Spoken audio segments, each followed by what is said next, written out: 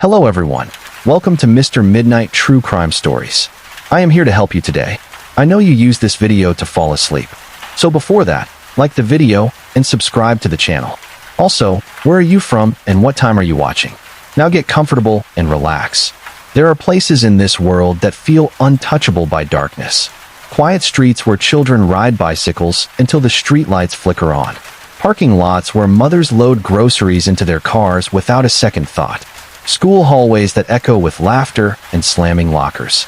These are the spaces we trust without question, the backdrop of our most ordinary moments. We move through them with the comfortable assumption that nothing terrible could happen here, not in these familiar places, not to us. But safety, as comforting as it feels, is sometimes nothing more than an illusion.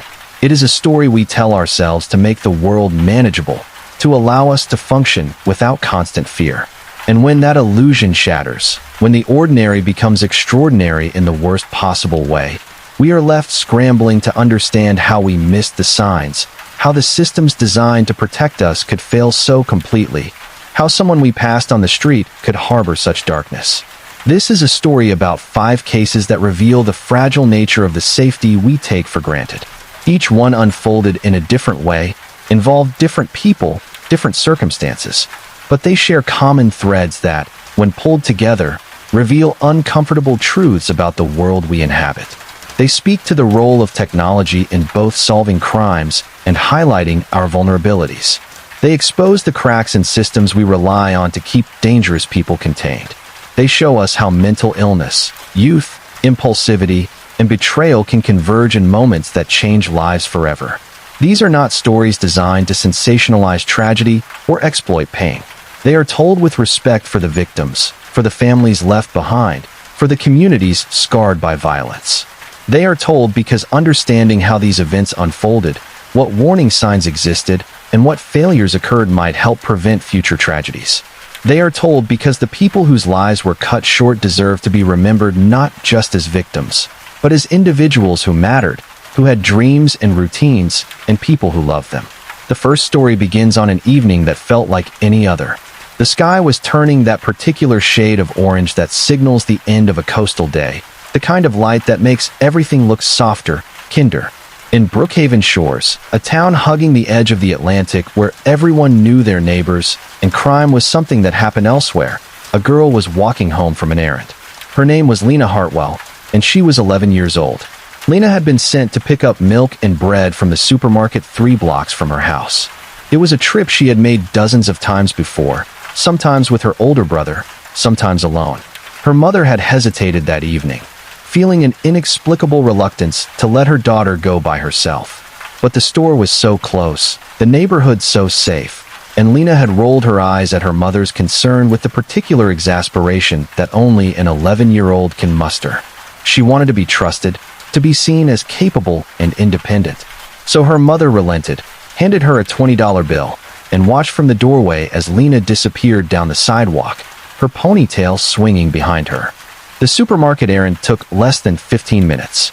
Security footage from inside the store showed Lena browsing the cereal aisle, picking up a box of her favorite brand, and putting it back when she remembered she was only there for milk and bread.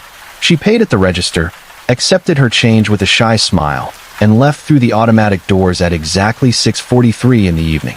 The footage showed a normal child doing a normal task in a normal way. There was nothing in her body language to suggest fear or awareness of danger. What happened next was captured by a camera that no one knew would become crucial. A small business across the street from the supermarket, a shop that sold beach supplies and souvenirs to summer tourists, had installed a basic security system the previous year after a break-in. The camera was positioned to watch the shop's front door, but its angle also captured a portion of the supermarket parking lot and the sidewalk beyond. The owner rarely reviewed the footage unless something went wrong. It ran continuously, recording over itself every week, preserving only the most recent days. On that evening, the camera recorded Lena leaving the supermarket with her grocery bag. It recorded her pausing at the edge of the parking lot, adjusting her grip on the bag. And it recorded what happened when a dark sedan, unremarkable in every way except for what it represented, pulled up alongside her. The footage was grainy, the light fading, but it captured enough. It captured a brief conversation through the car window. It captured Lena shaking her head at first, then nodding. It captured her setting down the grocery bag on the curb. And it captured her getting into the passenger seat. The car drove away at a normal speed, nothing hurried or suspicious. The grocery bag remained on the curb, a detail that would haunt investigators later. Milk and bread, ordinary items on an ordinary evening, left behind like a marker of the moment when ordinary ended. When Lena did not return home by 7:15, her mother called her cell phone. It went straight to voicemail. By 7:30, her father was driving the route between home and the supermarket, his heart rate climbing with each empty block. By 7:45, they were calling neighbors. By 8 o'clock, they were calling the police. The initial response was measured, almost routine. An 11-year-old girl missing for an hour in a safe neighborhood did not immediately trigger alarm bells. Officers took a description, noted the time frame, suggested she might have stopped at a friend's house without telling her parents. But Lena's mother knew. She knew with the kind of certainty that lives in a parent's gut that something was wrong. She insisted they search immediately, that they take this seriously, that every minute mattered. By 9 o'clock, when Lena still had not been found and none of her friends had seen her, the investigation shifted gears. Officers began canvassing the neighborhood, knocking on doors, asking if anyone had seen anything unusual. Most people had not. They had been inside making dinner, watching television, living their own ordinary evenings. But one person, the owner of the beach supply shop, mentioned his security camera. He mentioned that it might have captured the sidewalk near the supermarket. When detectives reviewed that footage at 10:30 that night, everything changed. The measured response became frantic. The local investigation became federal. The assumption that Lena had wandered off or made a poor choice was replaced by the horrifying reality that she had been taken. The grainy video was enhanced, frame by frame, in labs designed for exactly this purpose. The car's make and model were identified. Partial license plate numbers were extracted from pixels that barely qualified as images. And the person in the driver's seat, visible for only a few frames, became the most wanted man in the region. His name was released to the public within 18 hours. His face, pulled from the footage and enhanced until it was recognizable, appeared on every news broadcast, every website, every social media platform. Tips began flooding in immediately, hundreds of them, then thousands. People thought they had seen him at gas stations, rest stops, convenience stores. People thought they recognized him from their own neighborhoods, their own towns. The sheer volume of information became overwhelming, a flood that needed to be filtered and prioritized and followed up on while time continued to slip away. Lena's parents appeared on television, pleading for their daughter's safe return. Her father could barely speak, his voice breaking on every word. Her mother held a photograph of Lena, taken just weeks earlier at a school event, and begged whoever had taken her daughter to let her go, to drop her off somewhere safe, to show mercy. The community rallied, organizing search parties and vigils and prayer circles. But beneath the activity was a terrible, growing dread. Everyone knew the statistics. Everyone knew that the first 48 hours were critical, and those hours were rapidly disappearing. Federal agents joined the investigation, bringing resources and expertise that the local police department did not have. They analyzed the footage with advanced software, identifying patterns in the car's movement, tracing its likely route. They interviewed hundreds of people, following leads that stretched across multiple states. And they worked with the grim understanding that they were probably not searching for a living child, but for evidence of what had been done to her. 3 days after Lena disappeared, a hiker in a wooded area 40 miles from Brookhaven Shores noticed something unusual. A piece of clothing caught on a branch, bright pink against the browns and greens of the forest. He investigated further and found more items, scattered as if someone had walked through the woods discarding things as they went. He called the police immediately, his voice shaking as he described what he had found. The search team arrived within the hour, setting up a perimeter and bringing in cadaver dogs and forensic specialists. They worked methodically through the dense woods, marking each piece of evidence with small flags, photographing everything before it was collected. The clothing was identified as Lena's, the same outfit she had been wearing when she left home that evening. And deeper into the woods, in a small clearing hidden from any trail or road, they found her. She had been dead for at least 2 days, the medical examiner would later determine. The cause of death was strangulation, quick and brutal. There were other injuries, evidence of assault, details that would remain sealed in reports to protect what little privacy remained. She had been left there without ceremony or concealment, discarded like something worthless. The investigators, hardened by years of seeing terrible things, found themselves fighting back tears as they processed the scene. Lena's parents were notified before the news became public. They collapsed under the weight of confirmation, the final death of hope. Their daughter, who had only wanted to prove she was responsible enough to walk to the store alone, who had her whole life stretching before her, was gone. The community of Brookhaven Shores went into collective mourning, schools closed for a day, businesses put up memorial signs, strangers embraced on street corners and wept. But even as grief consumed those who knew Lena, the investigation continued. The enhanced footage, combined with tips from the public, led to a suspect in a neighboring state. His name had appeared multiple times in the flood of information, always connected to the same vehicle, the same general description. When officers executed a search warrant on his home, they found evidence that confirmed their worst fears. Items belonging to Lena were discovered in his basement. His computer contained search histories that revealed planning and intent. And confronted with this evidence, he confessed. His name was Marcus Vance, and he was 34 years old. He had no previous convictions for violent crime, though there were complaints in his past, accusations that had not led to charges, warning signs that had been dismissed or overlooked. He worked as a delivery driver, a job that gave him access to neighborhoods and routes and opportunities. He had been watching Lena, he admitted, for several weeks. He had learned her routine, identified the times she was alone, waited for the right moment. The trial was brief and brutal. Marcus Vance showed no remorse, offering explanations that blamed everyone but himself. He claimed impulse, claimed he had not meant for things to go so far, claimed he panicked. But the evidence told a different story. The search history revealed premeditation. The items in his home revealed collection and planning. The way he had chosen Lena, followed her, convinced her to get in his car with words designed to disarm a child's caution. All of it spoke to intention and control. He was convicted on all counts and sentenced to life in prison without the possibility of parole. Some in the community wanted the death penalty, felt that nothing less would serve as adequate punishment. Others, including Lena's parents in a statement that surprised many, said they did not want to prolong the process with years of appeals and uncertainty. They wanted it to be over. They wanted to be able to grieve without the constant reopening of wounds.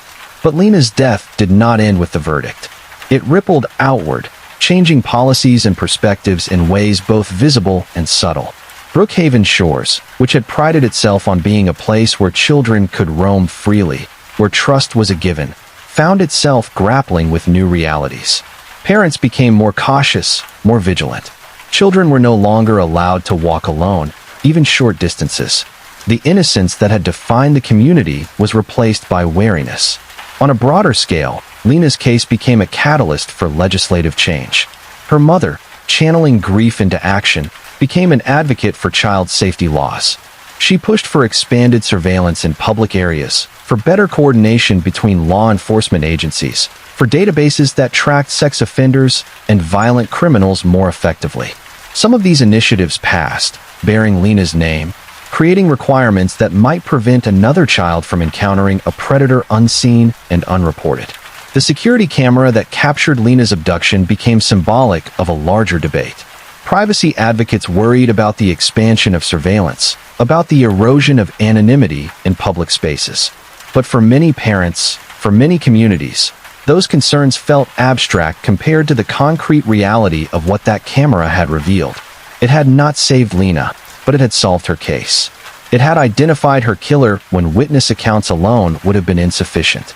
And that distinction between prevention and solution, between stopping harm before it occurred and providing answers after the fact, became central to discussions about safety in an age of increasing technology. There were difficult questions that lingered long after the trial concluded. How had Marcus Vance moved through society without triggering more serious alarms? What did it mean that he had a history of complaints, but no convictions?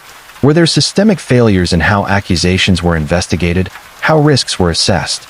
And perhaps most troubling, how many others like him existed, watching and waiting, their dangers invisible until the moment they acted?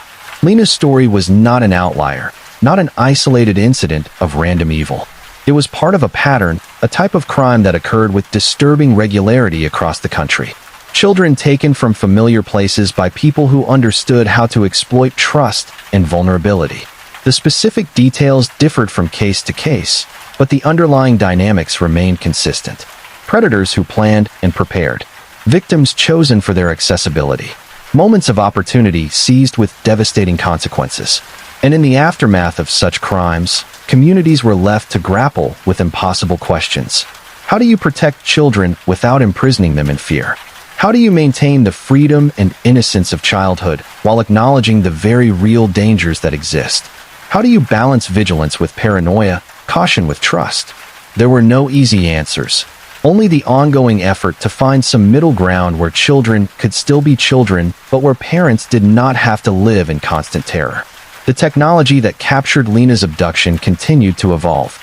Cameras became more sophisticated, more prevalent, more integrated into the infrastructure of daily life. Facial recognition software emerged, promising to identify suspects in crowds, to track movements across multiple locations, to connect dots that human investigators might miss. These tools solved crimes, prevented some attacks, provided evidence that secured convictions. But they also raised profound questions about privacy, about consent, about the kind of society being created in the name of safety. For Lena's family, none of these broader implications could ease the specific, personal anguish of their loss. Their daughter was gone, and no amount of policy change or technological advancement would bring her back. They established a foundation in her name, funding programs that taught children about personal safety without traumatizing them, that helped parents have difficult conversations about strangers and danger, that supported other families navigating the aftermath of violent crime.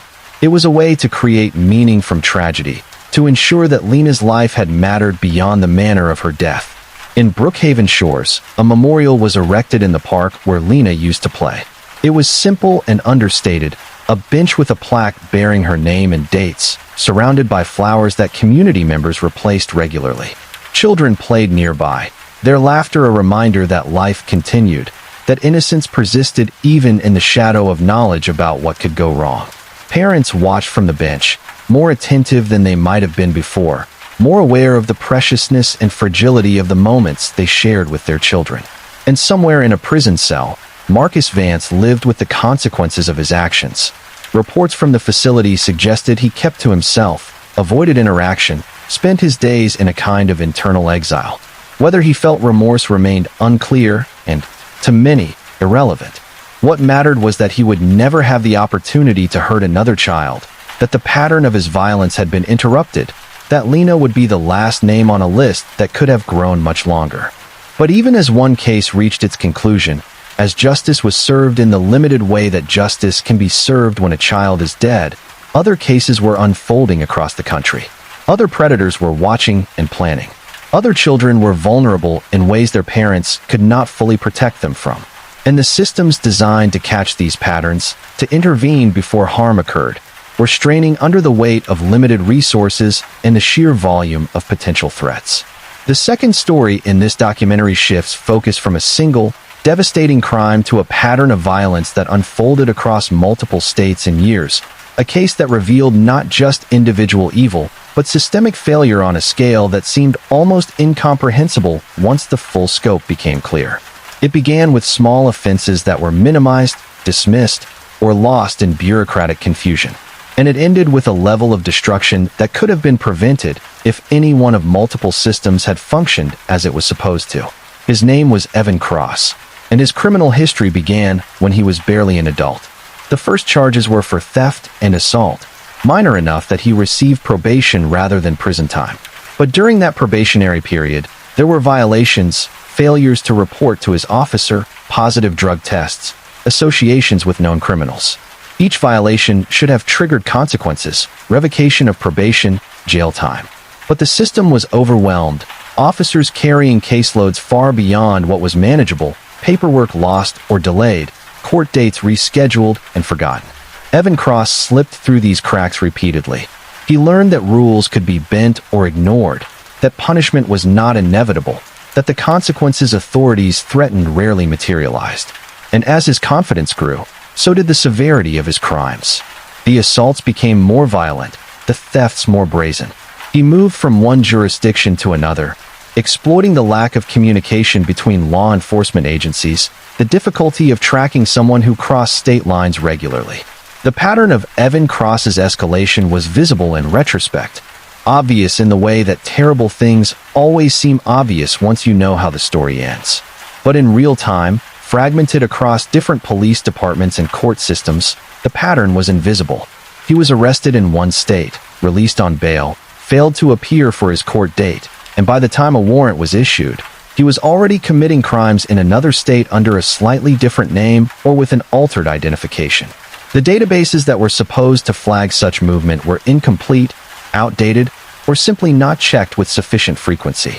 In the Midlands region, a series of home invasions began occurring over a span of 18 months. They followed a similar pattern, targeting houses in rural areas where neighbors were distant and response times slow. The perpetrator seemed to watch his targets carefully, learning their routines, striking when homes were most vulnerable. Items were stolen, but the violence inflicted often seemed disproportionate to the material gain, suggesting that robbery was not the primary motivation.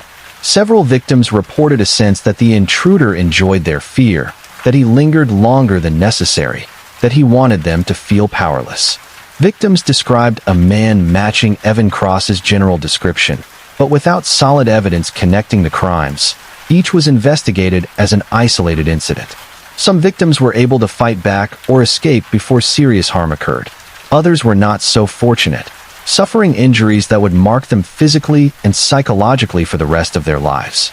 And because these crimes occurred across different counties, with different investigating officers who did not routinely share information, no one realized they were dealing with a serial offender until the pattern had been repeating for over a year. The Northwest Corridor saw similar incidents, crimes that bore the hallmarks of Evan Cross's methods but were not immediately connected to the Midlands cases. Communication between regions was minimal, hampered by jurisdictional pride, resource limitations, and the simple reality that law enforcement agencies often operated in silos, focused on their own areas of responsibility. It would take a deliberate effort, someone reviewing cases from multiple jurisdictions and recognizing similarities to connect these dots. And that effort did not happen soon enough. In late autumn, Evan Cross targeted the Bell household in a quiet neighborhood that had never experienced significant crime. The family consisted of 4 people, Robert and Susan Bell, and their 2 children, Mara, who was 14, and Jonah, who was 12. Robert worked as an accountant. Susan taught piano lessons from their home. They were ordinary in every sense, living an unremarkable life that felt safe and predictable. Evan Cross had been watching the family for weeks. He learned when Robert left for work, when Susan's students arrived and departed, when the children came home from school. He identified the home's vulnerabilities, the side door that was not always locked, the alarm system that was frequently forgotten. And on a night in early November, when the family was settling in for a quiet evening, he broke into their home. What happened next was chaos and terror. Robert heard the sound of breaking glass and went to investigate, thinking perhaps a window had cracked in the wind. He found Evan Cross standing in the kitchen, wearing a mask, holding a weapon. Robert's instinct was to protect his family, to create distance between this intruder and the people he loved. He shouted for Susan to call the police, to get the children out of the house. But Evan Cross moved faster than Robert anticipated, and the confrontation turned violent within seconds. Susan heard her husband's shouts and the sounds of a struggle. She grabbed her phone, tried to dial 911, but her hands were shaking so badly she could barely press the numbers. She ran toward the noise, saw her husband on the floor, saw the intruder turning toward her. She screamed for the children to run, to get out, to hide. But Mara and Jonah, frozen by fear and confusion, did not immediately respond. They stood at the top of the stairs, watching their world collapse, unable to process what was happening quickly enough to save themselves. Evan Cross overpowered Susan before she could make the call. He moved through the house with a kind of methodical violence, securing the children, neutralizing any possibility of resistance. And then, in actions that still defy any rational understanding, he killed both parents. The violence was excessive, brutal beyond what was necessary to control the situation. It spoke to rage or sadism or some darkness that existed in him independent of any external motivation. Mara and Jonah were tied up, placed in the back of Evan Cross's vehicle, and driven away from the only home they had ever known. Behind them, their parents lay dead, the house silent except for the ticking of a clock in the hallway and the eventual arrival of police responding to a 911 call that had been placed by a neighbor who heard screaming. By the time officers arrived and discovered the bodies, Evan Cross and the children were already miles away. The investigation into the Bell family murders was immediate and intensive. The scene was processed for evidence, yielding DNA and fingerprints that would eventually be matched to Evan Cross once he was in custody. But in those crucial first hours, when Mara and Jonah were still alive and in the custody of their parents' killer, investigators had no clear suspect. They canvassed the neighborhood, reviewed security footage from nearby homes, interviewed anyone who might have seen something unusual. But Evan Cross had been careful, parking his vehicle out of sight, approaching the house from a direction that avoided cameras. The children's abduction was announced publicly within hours, triggering an Amber Alert that spread across multiple states. Their photographs appeared everywhere, accompanied by descriptions of possible vehicles and a plea for information. The community rallied, organizing search parties and distributing flyers, doing everything possible to aid in the search. But without a solid lead, without a clear direction to focus their efforts, the search felt impossibly vast. Mara and Jonah spent 3 weeks in captivity, held in a remote cabin that Evan Cross had been using as a hideout between crimes. The conditions were horrific, the children living in constant fear, unsure whether each day would be their last.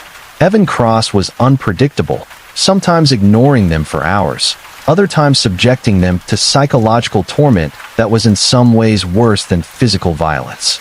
He told them their parents were dead, described the murders in detail, seemed to enjoy their grief and terror. Mara, as the older sibling, tried to protect her brother, tried to keep him calm and focused on survival. She complied with Evan Cross's demands, did not resist or provoke him, understanding on some instinctive level that their best chance of survival lay in not being perceived as threats.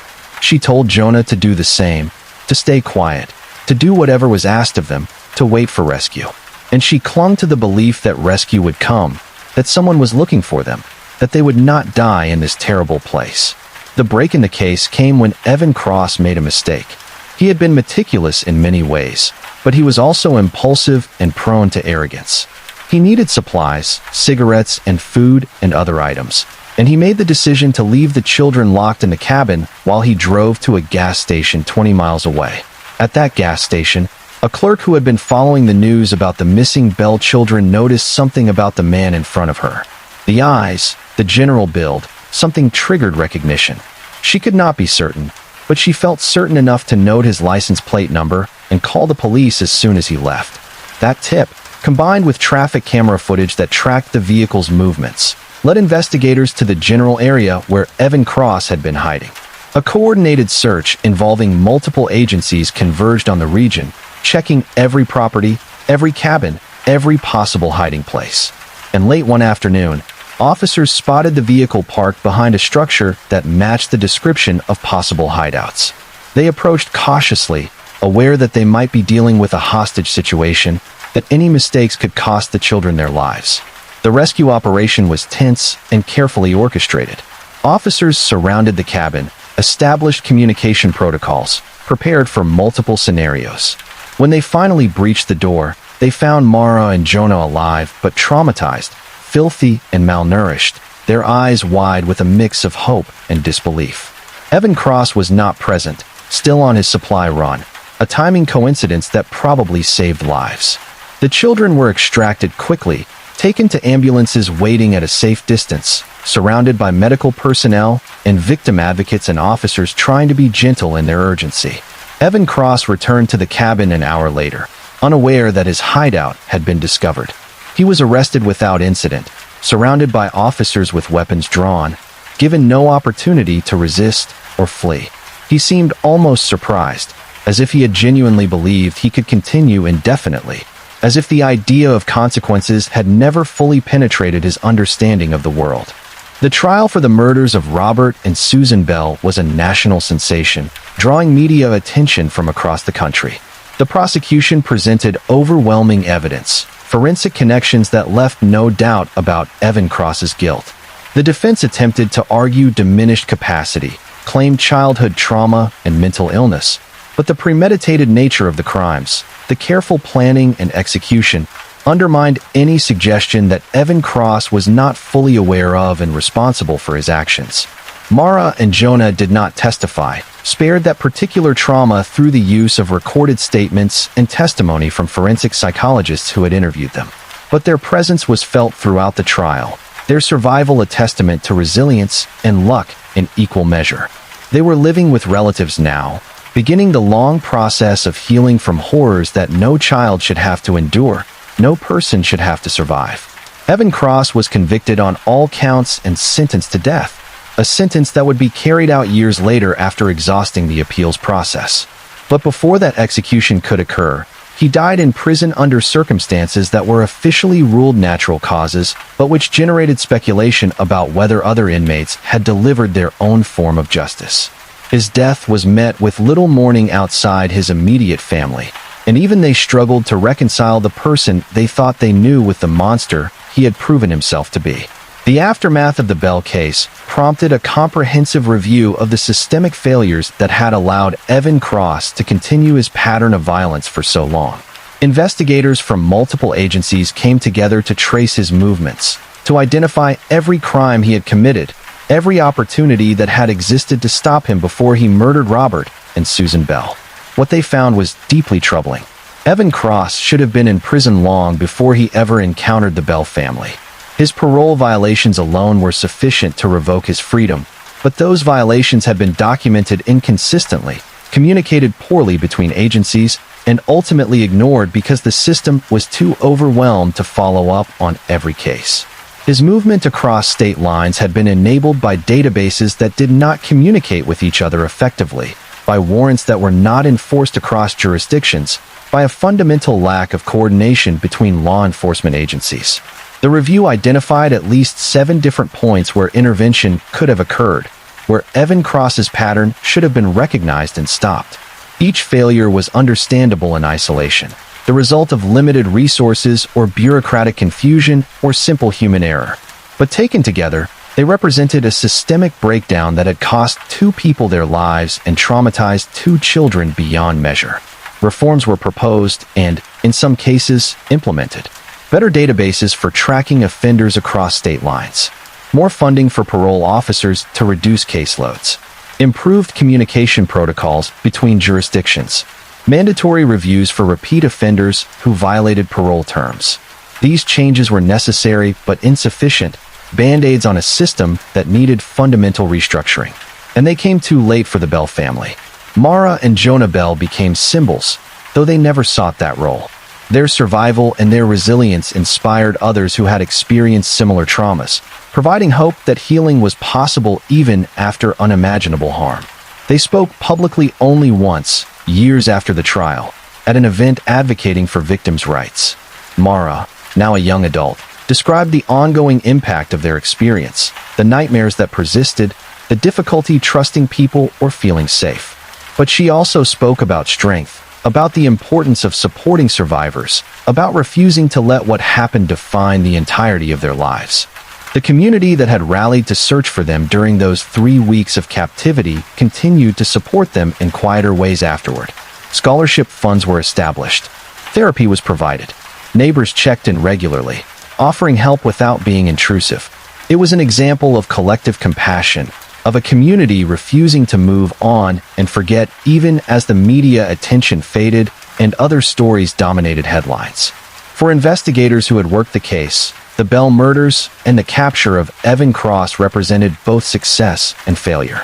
Success in that they had solved the crime, rescued the children, secured a conviction. Failure in that the crime should never have happened, that the warning signs had been there, that the system had let the Bell family down in fundamental ways. Some of those investigators left law enforcement afterward, burned out by the accumulation of tragedies, by the knowledge of how many cases like this existed, by the frustration of working within systems that seemed designed to fail. But others remained, carrying the lessons of the Bell case forward, determined to improve those systems, to advocate for changes that might prevent the next Evan Cross from slipping through the cracks. They became experts in serial offender patterns, in risk assessment, in the importance of cross-jurisdictional communication. They trained new officers, shared what they had learned, tried to ensure that future investigations would benefit from hard-won knowledge. The third case in this documentary shifts tone and scale, where the first two involved adult predators and systems that failed to stop them. This case involves young people making terrible decisions in moments of fear and immaturity, decisions that could not be undone, that destroyed multiple lives in ways that complicated any simple narrative about good and evil, victim and perpetrator. Redstone Valley was a small town built along the curves of a river that gave the area its name. The valley itself was beautiful, surrounded by hills that turned brilliant colors in autumn, home to families who valued the quiet pace of life away from cities. It was the kind of place where teenagers felt both trapped by the lack of options and safe in the familiarity of everyone knowing everyone else. Emily Rowe was 15 years old, a sophomore in high school who was still figuring out who she was and who she wanted to be. She had been adopted as a baby by a couple who loved her deeply, but who struggled with their own issues, financial stress, and occasional conflict that made home feel unstable at times.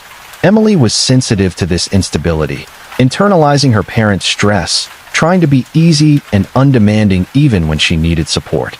She met Caleb Turner during freshman year, and the connection between them was immediate and intense in the way that teenage relationships often are. Caleb was 14, a year younger than Emily, quiet and artistic, someone who seemed to understand her in ways that others did not. They became inseparable, spending every possible moment together, texting constantly when they were apart, building a relationship that felt all-consuming and essential. But that intensity also created pressure. They were too young to understand how to manage the emotional weight of their attachment, how to maintain boundaries or perspective. Every disagreement felt catastrophic. Every moment apart felt unbearable. And when Emily discovered she might be pregnant, the fear and panic threatened to overwhelm them both completely. The pregnancy scare was ultimately false, a missed period caused by stress rather than conception.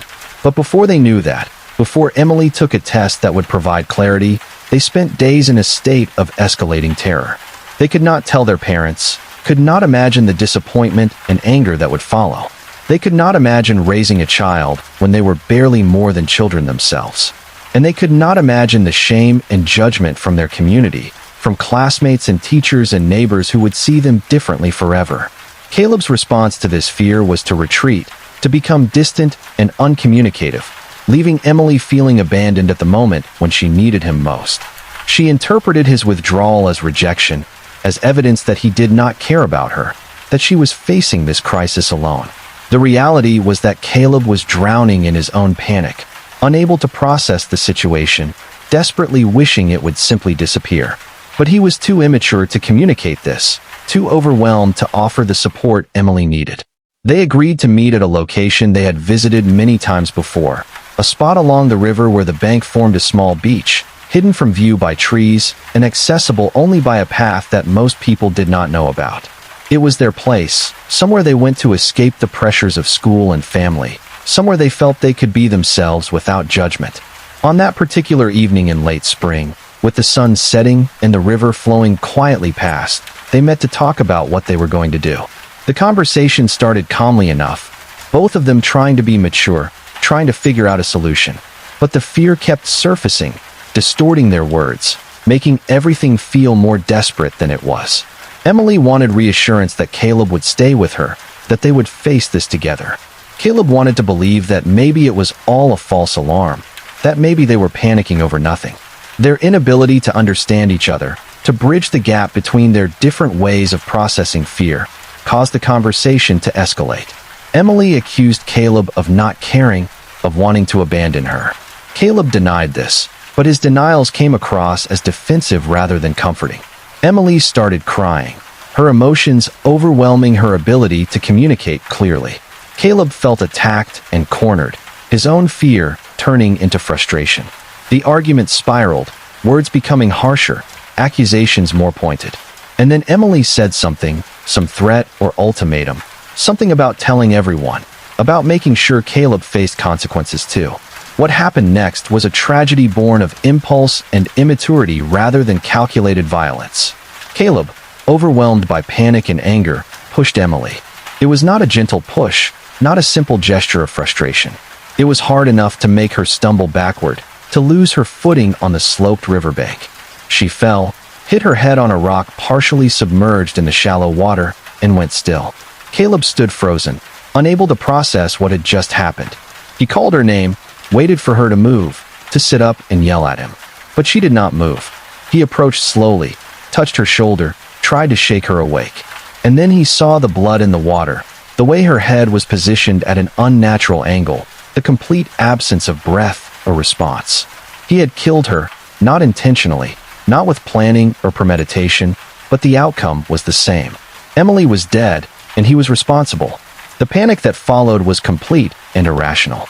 Caleb did not call for help, did not attempt CPR, did not do any of the things that might have given Emily a chance if she was not already beyond saving. Instead, he ran. He left her body in the river, grabbed her phone and backpack to hide evidence of their meeting, and fled back to town. He went home, went to his room, and tried to pretend that nothing had happened, that the evening had been ordinary, that Emily was fine somewhere else. When Emily did not come home that night, her parents called the police. They called Caleb's house, asking if he knew where she was. Caleb lied, said he had not seen her, had no idea where she might be. The guilt was immediate and crushing, but he was too frightened to admit what he had done, too terrified of the consequences to take responsibility. The search for Emily Rowe began at dawn, with volunteers spreading out across Redstone Valley, checking places she was known to frequent. Her parents were frantic, barely able to function as hours passed without any sign of their daughter. Friends joined the search, classmates who remembered seeing Emily at school that day, who could not understand where she could have gone. The town mobilized, everyone contributing in whatever way they could, united by the hope that Emily would be found safe. Caleb joined the search, partly to avoid suspicion, partly out of some confused sense that he needed to be there, to witness the consequences of what he had done. He walked through the woods with a group of classmates, called Emily's name along with everyone else, maintained the pretense that he was just another worried friend hoping for her safe return. But inside, he was fracturing, the weight of his secret becoming unbearable with each passing hour. It took 2 days for someone to find Emily's body. A search and rescue volunteer noticed something in the river, a flash of color that did not belong. He waded into the water and discovered Emily, her body caught against a fallen log, partially submerged. He shouted for help, his voice breaking, and within minutes the search transformed from rescue to recovery. Emily's parents were notified, and their grief echoed through the entire community. The girl who had been missing was now confirmed dead, and the nature of her death suggested violence or accident, something that required investigation rather than simple mourning. The autopsy revealed the head injury, the trauma that had killed her. The medical examiner determined that she had died where she was found, that she had not been moved post-mortem. The investigation focused on the riverbank, on the possibility of an accident, on who might have been with her when she fell. And attention quickly turned to Caleb Turner, the boyfriend who had claimed not to have seen Emily on the day she disappeared, but whose story began to unravel under scrutiny. Phone records showed text messages between Emily and Caleb arranging to meet at the river. Classmates reported that the two had seemed tense lately, that they had been arguing. And when detectives interviewed Caleb again, this time with more specific questions, his lies became obvious. He contradicted himself, could not remember details he should have known, showed signs of stress that went beyond normal grief. And finally, confronted with evidence that placed him at the river with Emily, he broke down and confessed. The confession was a flood of words, everything spilling out in a chaotic rush. He described the pregnancy scare, the argument, the push, the panic. He insisted he had not meant to hurt her, that it had been an accident, that he loved her and would never have wanted her to die. He cried as he spoke, his remorse genuine but ultimately insufficient to change what had happened. Emily was dead, and his actions, however unintentional the final outcome, had caused her death. The decision to charge Caleb as an adult was controversial and painful. He was 14 years old, barely into high school, a child by most definitions. But the severity of the crime, the fact that he had pushed Emily and then fled rather than seeking help, the days he had spent lying while her family searched desperately, all of these factors argued for adult prosecution.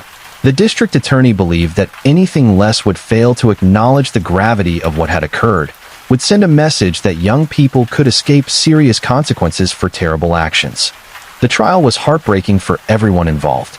Emily's parents sat in the courtroom every day, watching the boy their daughter had loved being held accountable for her death. Caleb's parents sat on the opposite side, their own grief mixed with horror at what their son had done, their love for him complicated by the knowledge that his actions had destroyed another family. And Caleb himself, now facing the adult justice system, seemed to shrink under the weight of the proceedings, a child in a courtroom designed for adults, facing consequences that would define the rest of his life. The prosecution argued that Caleb's actions after Emily's death demonstrated consciousness of guilt, that his lies and cover-up attempts showed he understood the wrongness of what he had done.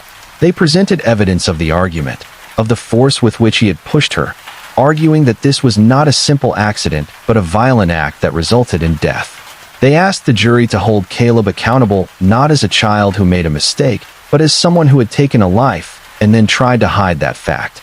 The defense painted a different picture, one of two scared teenagers overwhelmed by circumstances beyond their maturity to handle. They emphasized Caleb's age, his lack of criminal history, his immediate remorse once he was caught. They argued that charging him as an adult was cruel and excessive, that it ignored developmental science about adolescent brain development and impulse control. They asked the jury to see Caleb as someone who deserved rehabilitation rather than punishment, who could potentially learn from this tragedy and eventually contribute positively to society. The jury deliberated for 3 days, struggling with the impossible task of weighing justice for Emily against mercy for Caleb. In the end, they returned a verdict of guilty on manslaughter charges, a compromise that acknowledged both the seriousness of the crime and the mitigating factors of Caleb's age and lack of intent to kill. The judge sentenced him to 15 years in a juvenile facility, with the possibility of additional adult prison time depending on his behavior and progress in rehabilitation programs. The sentence satisfied no one completely. Emily's parents felt it was too lenient, that 15 years could not compensate for the lifetime their daughter would never have. Caleb's parents felt it was too harsh, that their son was being punished as an adult for actions he committed as a frightened child. And the community remained divided, some sympathizing with Caleb's youth and the tragedy of 2 young lives destroyed, others feeling that sympathy for the perpetrator dishonored Emily's memory. Caleb served his sentence in a facility designed for young offenders, participating in therapy and educational programs, slowly coming to terms with what he had done and what it meant. Reports suggested that he was genuinely remorseful, that he understood the magnitude of his actions in ways he could not have at 14. But that understanding came too late to change anything, too late to bring Emily back or to heal the wounds his actions had caused. Emily Rose's death sparked conversations in Redstone Valley and beyond about teen relationships, about the pressures young people faced, about the importance of providing support and guidance rather than judgment. Schools implemented programs teaching healthy relationship dynamics, providing resources for students dealing with pregnancy scares or other crises. Parents were encouraged to maintain open communication with their children, to create environments where teenagers felt they could ask for help without fear of condemnation. But these preventive measures, while valuable, could not address the fundamental tragedy at the heart of Emily's story. She had been a girl trying to navigate the complexities of adolescence, trying to manage emotions and relationships she was not yet equipped to handle.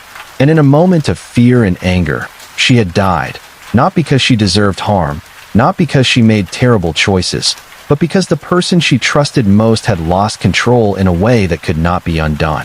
The 4th case in this documentary returns to adult perpetrators but introduces the complicating factor of mental illness, forcing difficult questions about responsibility, justice, and the purpose of the legal system when dealing with someone whose actions may have been influenced by psychological conditions beyond their control. Clearwater Ridge was a prosperous suburb, The kind of place where success was measured in degrees earned and positions held, where families competed politely over whose children achieved more. Margaret Hale fit perfectly into this environment. She was 50 years old, a beloved high school English teacher known for her passion for literature and her dedication to her students. Her colleagues respected her, her students adored her, parents trusted her with their children's education and growth. Margaret's personal life seemed equally successful. She was a single mother, having divorced her husband years earlier, but she had raised her son Lucas with devotion and care. Lucas was 17, a senior in high school, academically gifted, athletic, seemingly destined for a bright future. He had been accepted to several prestigious universities and was planning to study engineering. From the outside, the Hale household was a model of single-parent success, proof that hard work and love could overcome any obstacle. But beneath this polished exterior, both Margaret and Lucas were struggling in ways that remained invisible to their community. Margaret dealt with anxiety that she managed through medication and therapy, carefully maintaining her composure in public while privately battling constant worry. Lucas faced pressures that he could not articulate, expectations that felt crushing, a sense that he was performing a role rather than living authentically. And increasingly, he was experiencing symptoms that he did not understand and did not share with anyone. The symptoms began subtly, intrusive thoughts that Lucas could dismiss as stress or imagination. But they escalated, becoming more persistent and disturbing.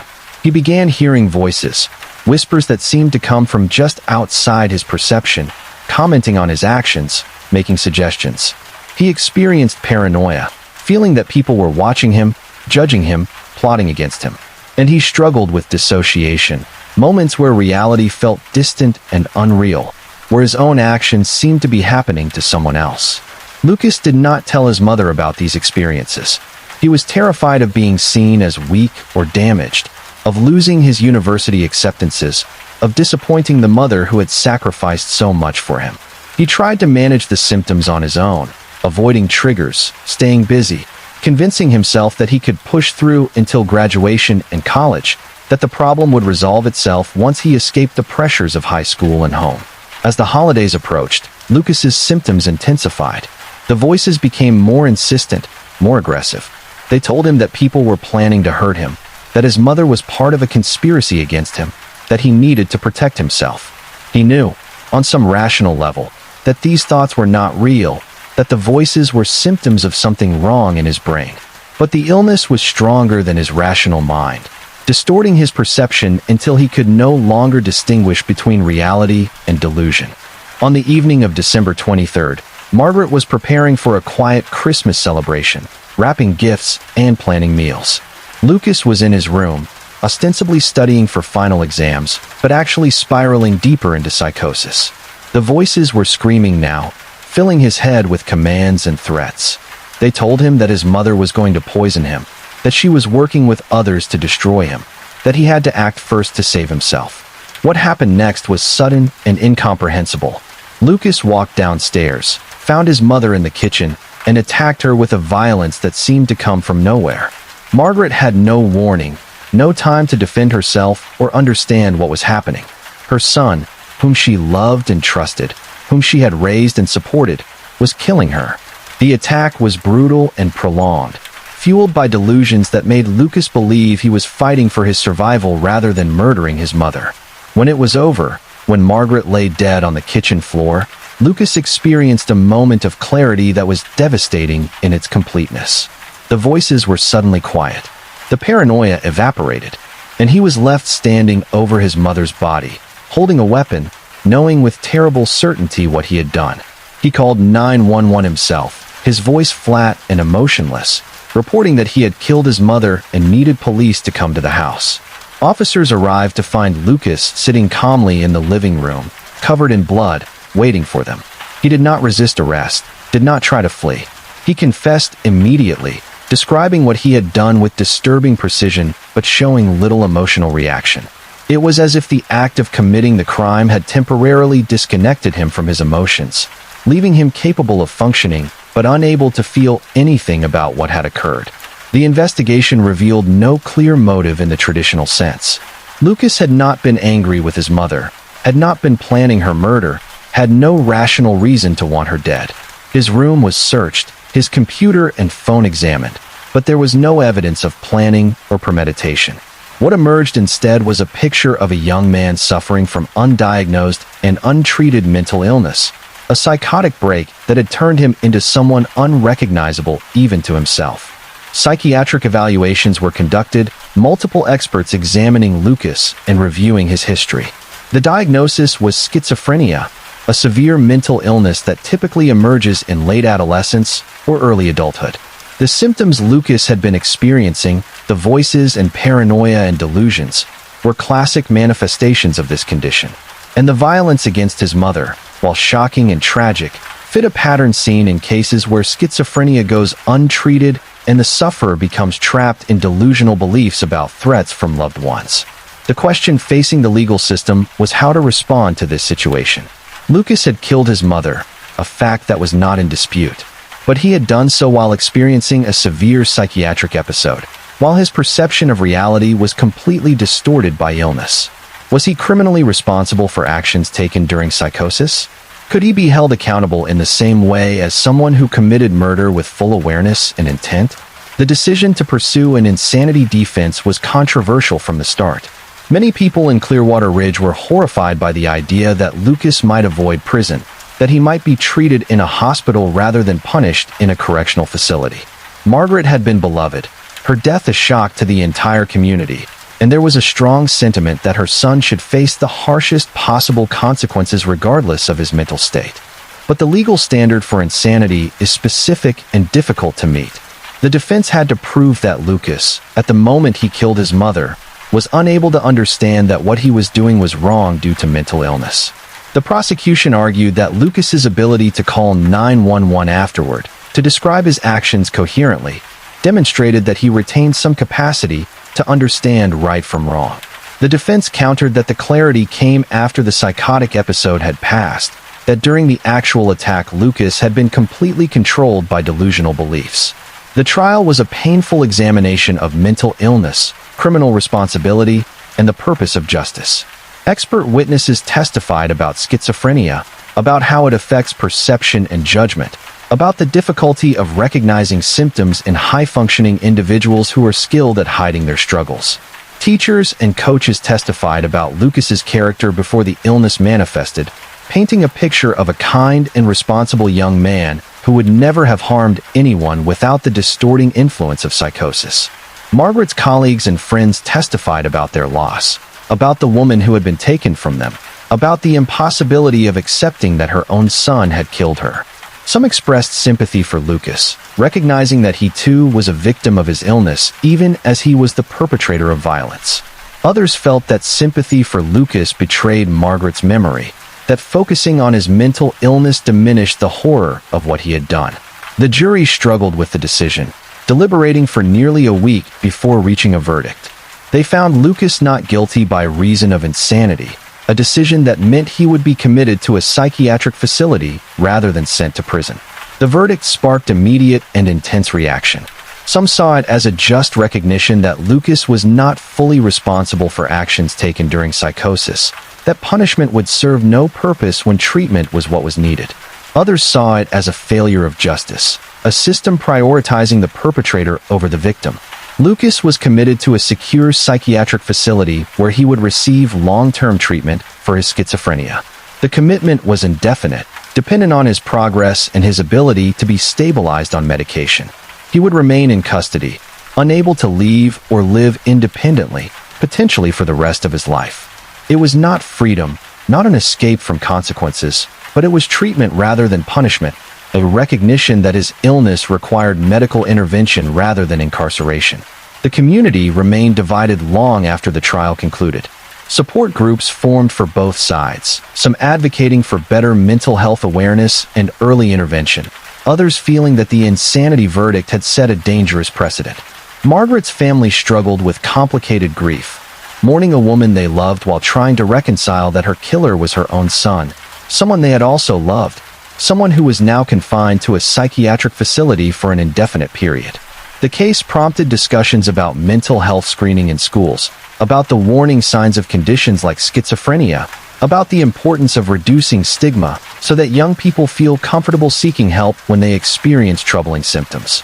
Some schools implemented programs training teachers and counselors to recognize potential mental health crises. Resources were made available for families dealing with severe mental illness in adolescents and young adults. But these preventive measures, while valuable, could not change what had happened to Margaret Hale. She was gone, her life cut short by violence that emerged from illness rather than malice. Her legacy became complicated, remembered not just for her contributions as a teacher, but also as a victim of a tragedy that highlighted the devastating consequences when mental illness goes unrecognized and untreated.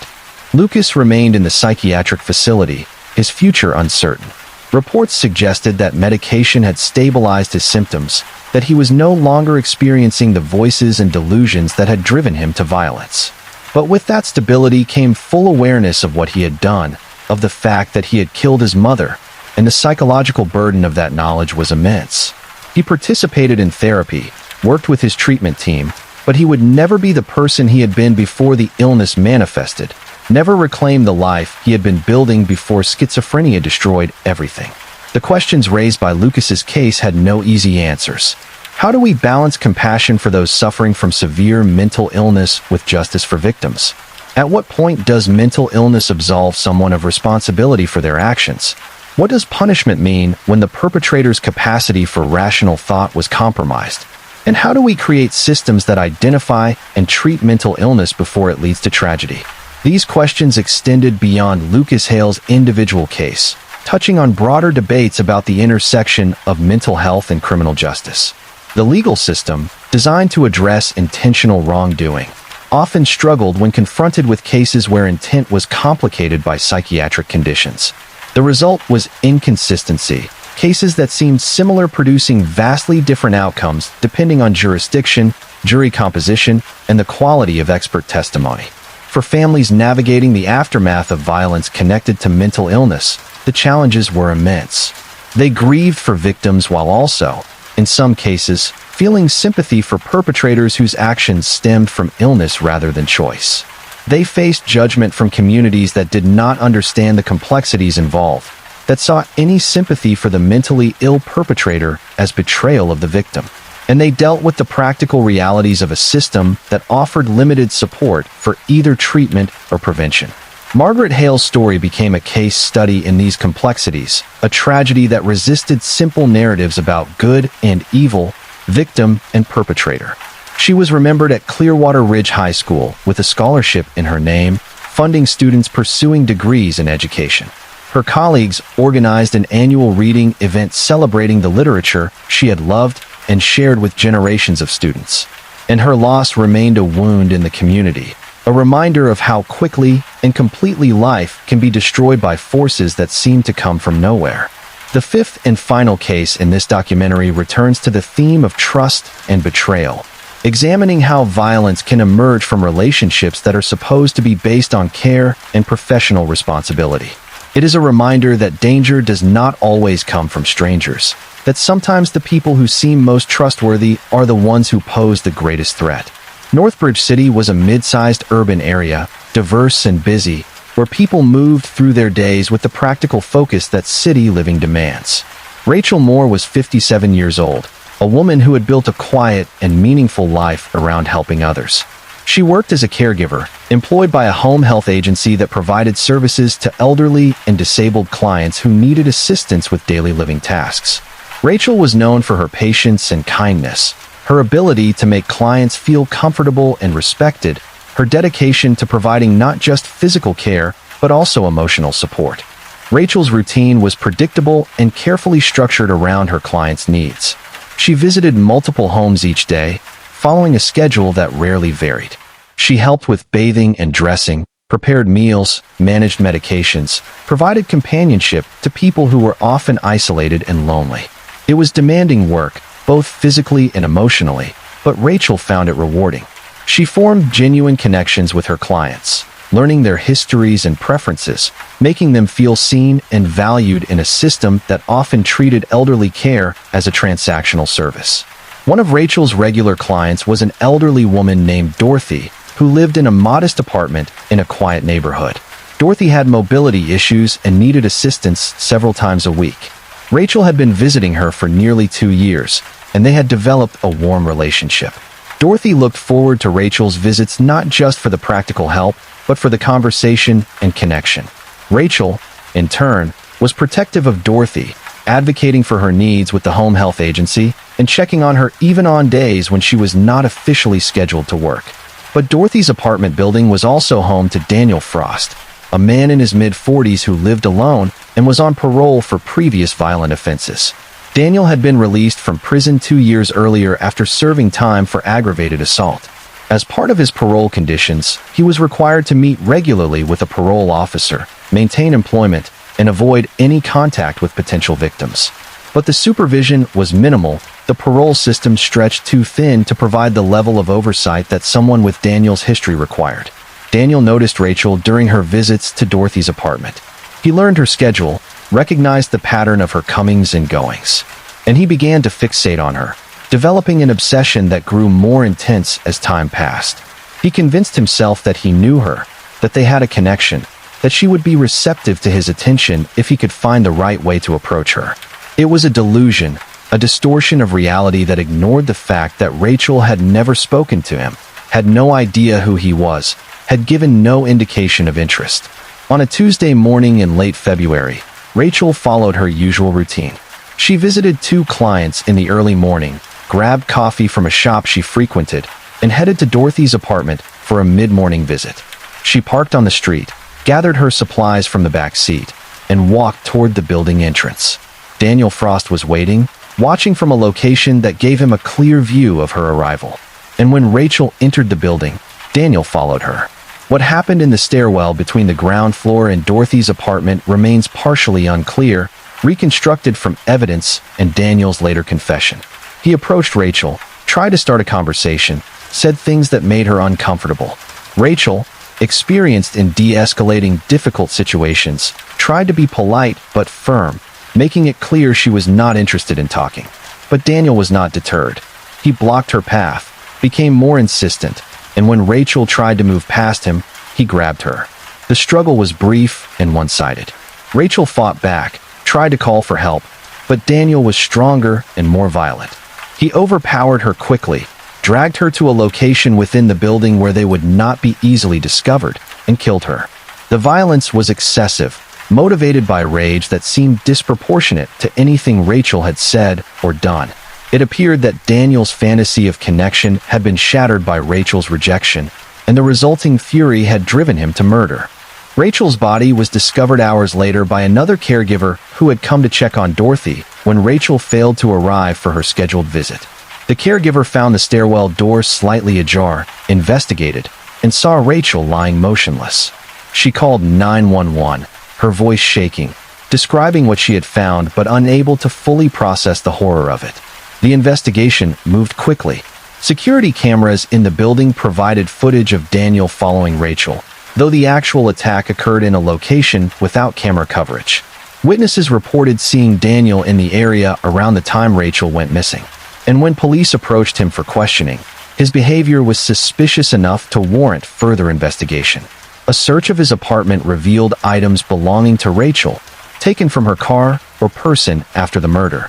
And when confronted with this evidence, Daniel confessed. His confession was disturbing in its lack of genuine remorse. Daniel acknowledged killing Rachel but framed it as her fault, claiming she had led him on, that she should have been nicer to him, that she had provoked his anger by rejecting him. He seemed unable or unwilling to take full responsibility for his actions, to understand that Rachel had done nothing wrong, that his obsession and violence were entirely his own responsibility. It was a pattern common in such cases, perpetrators blaming victims for their own violent responses, refusing to accept accountability. The revelation that Daniel Frost had been on parole at the time of the murder sparked immediate outrage. How had someone with his history been living unsupervised in a building where vulnerable people resided? Why had his parole officer not recognized the risk he posed? What failures in the system had allowed him to move freely enough to target and kill an innocent woman? The investigation into the parole system's handling of Daniel's case revealed troubling patterns. His parole officer had a caseload far exceeding recommended limits, making thorough supervision impossible. Daniel had missed several required check-ins, but those violations had not been reported or acted upon promptly. He had been unemployed for months, another violation of his parole conditions, but again, the failure to maintain employment had not triggered immediate consequences. The system, overwhelmed and under-resourced, had essentially allowed Daniel to operate without meaningful oversight. Rachel's family was devastated, not just by her death, but by the knowledge that it could have been prevented. If Daniel had been properly supervised, if his violations had been taken seriously, if the system had functioned as it was supposed to, Rachel would still be alive. Their grief was compounded by anger, by a sense that Rachel had been failed by institutions designed to protect public safety. The trial was straightforward in terms of evidence, but complicated by Daniel's attempts to shift blame. The prosecution presented overwhelming proof of his guilt, including forensic evidence, security footage, and his own confession. They portrayed him as a violent predator who had targeted a vulnerable woman, who had killed her when she refused his advances, who showed no genuine remorse for his actions. They asked the jury to hold him fully accountable, to ensure he would never have the opportunity to harm anyone else. The defense attempted to argue that Daniel's mental health issues and difficult background should be considered as mitigating factors. They painted a picture of a man damaged by his own experiences, someone who had not received adequate treatment or support. But these arguments gained little traction. Whatever sympathy might have existed for Daniel's circumstances was overshadowed by the brutality of what he had done to Rachel, by his victim-blaming attitude, by the preventable nature of the crime. The jury deliberated for less than a day before returning a guilty verdict on all counts, including first-degree murder. The judge sentenced Daniel to life in prison without the possibility of parole, a sentence that ensured he would die behind bars. As the sentence was read, Daniel showed no visible reaction, maintaining the same emotionless demeanor he had displayed throughout the trial. Rachel's family wept, some in relief that justice had been served, others in continued grief that no sentence could bring Rachel back. In the aftermath of Rachel's murder, her family established a scholarship fund in her name, supporting students pursuing careers in caregiving professions. They wanted to honor Rachel's dedication to helping others, to ensure that her legacy was defined by the love and care she had provided rather than the violence that ended her life. The scholarship became a way for Rachel's values and compassion to continue impacting lives, creating good from tragedy. The home health agency that employed Rachel implemented new safety protocols, providing training on recognizing potential threats, establishing buddy systems for caregivers working in potentially dangerous situations, creating better communication systems for reporting concerns. These changes were necessary but painful acknowledgments that the work Rachel had loved carried risks that had not been adequately addressed. The parole system underwent review and reform in the wake of Rachel's murder. Caseload limits were imposed, requiring that parole officers not exceed a certain number of supervises. Technology was implemented to better track violations and ensure timely responses. Training was enhanced to help parole officers identify high-risk individuals who required more intensive supervision. These changes were steps in the right direction, though critics argued they came too late and did not go far enough to address systemic problems. For Daniel Frost's previous victims, those who had survived his earlier acts of violence, Rachel's murder was a devastating confirmation of fears they had lived with since his release. They had worried that he would hurt someone else, that parole would not be sufficient to contain his violent impulses, that the system would fail another victim the way it had failed to protect them initially. Their fears had been proven correct, and the knowledge that they had been right brought no comfort, only additional trauma. The intersection of Rachel's story with the broader issue of parole oversight highlighted uncomfortable truths about how society manages individuals who have demonstrated violent tendencies. The ideal of rehabilitation, of people paying their debt to society and earning a second chance, clashed with the reality that some individuals remain dangerous, that release from prison does not eliminate the risk they pose. And the systems designed to balance these competing concerns, to provide supervision while respecting rights, often proved inadequate when tested by challenging cases. Rachel Moore's death was preventable in multiple ways. if Daniel Frost had received genuine rehabilitation during his initial incarceration, if his parole supervision had been adequate, if building security had been better, if Rachel had been warned about the risk posed by a resident in the building she visited regularly. Each of these failures, while understandable in isolation, combined to create circumstances where Rachel's murder became almost inevitable. The community where Rachel had worked mourned her loss deeply. Her clients, many of whom relied on her not just for physical assistance, but for emotional support and companionship, struggled with the absence of someone who had made their lives better. Memorial services were held, attended by hundreds of people whose lives Rachel had touched through her work and her kindness. Stories were shared about her patience, her humor, her ability to make people feel valued and cared for. And there was collective acknowledgement that the world had lost someone who had made it demonstrably better through her presence. For Dorothy, the elderly woman Rachel had been on her way to visit when she was killed, the loss was particularly acute. She had considered Rachel a friend, someone she looked forward to seeing, someone who treated her with respect and dignity in a phase of life where many people felt invisible.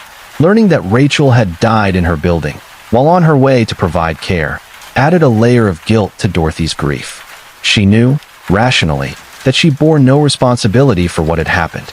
But emotions are not rational, and Dorothy struggled with the feeling that Rachel had been in danger because of her, because of the care Dorothy needed and Rachel had been providing.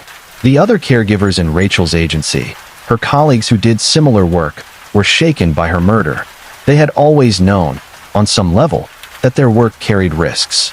They entered strangers' homes, dealt with people in vulnerable and sometimes volatile states, worked in neighborhoods that could be dangerous. But Rachel's death made those abstract risks feel immediate and personal. If it could happen to Rachel, kind and experienced and careful, it could happen to any of them.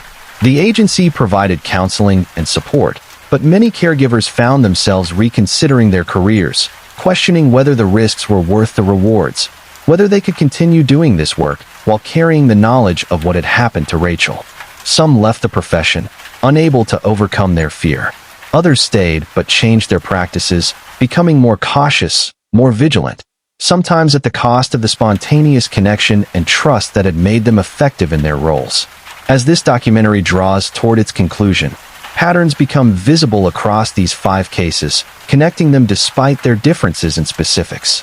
Each story involved moments where intervention was possible but did not occur, where warning signs existed but were not heeded, where systems designed to protect people failed in critical ways. And each story left behind survivors, families, and communities struggling to make sense of senseless violence, to find meaning in tragedy, to prevent future victims while honoring those who were lost. The first case, Lena Hartwell's abduction and murder, highlighted the role of technology in both documenting crime and raising questions about prevention. The security camera that captured her abduction was crucial to solving the case, but could not save her. It sparked debates about surveillance that continue to this day, about the balance between privacy and safety, about whether watching is enough or whether intervention is what truly matters. The second case, the murders of Robert and Susan Bell and the abduction of their children by Evan Cross, exposed systemic failures in parole supervision and interjurisdictional communication. Evan Cross should have been in prison long before he encountered the Bell family. His continued freedom was the result of bureaucratic failures, overwhelmed systems, and the lack of coordination between agencies. The case prompted reforms, but those reforms came too late for the Bells. The third case, Emily Rose's death at the hands of her boyfriend Caleb Turner, complicated simple narratives about perpetrators and victims. Caleb was a child when he killed Emily, acting out of fear and immaturity rather than malice. His prosecution as an adult and the sentence he received sparked debate about youth justice, about how society should respond when children commit terrible acts, about the purpose of punishment versus rehabilitation. The fourth case, Margaret Hale's murder by her son Lucas during a psychotic episode, challenged assumptions about criminal responsibility and mental illness. Lucas's commitment to a psychiatric facility rather than prison was controversial, but reflected a legal system attempting to distinguish between actions taken with full awareness and those driven by psychiatric conditions that distorted perception and judgment. The case raised difficult questions about how to balance justice for victims with appropriate treatment for mentally ill perpetrators. The fifth case, Rachel Moore's murder by Daniel Frost, a parolee who should have been under closer supervision, returned to themes of systemic failure and preventable tragedy.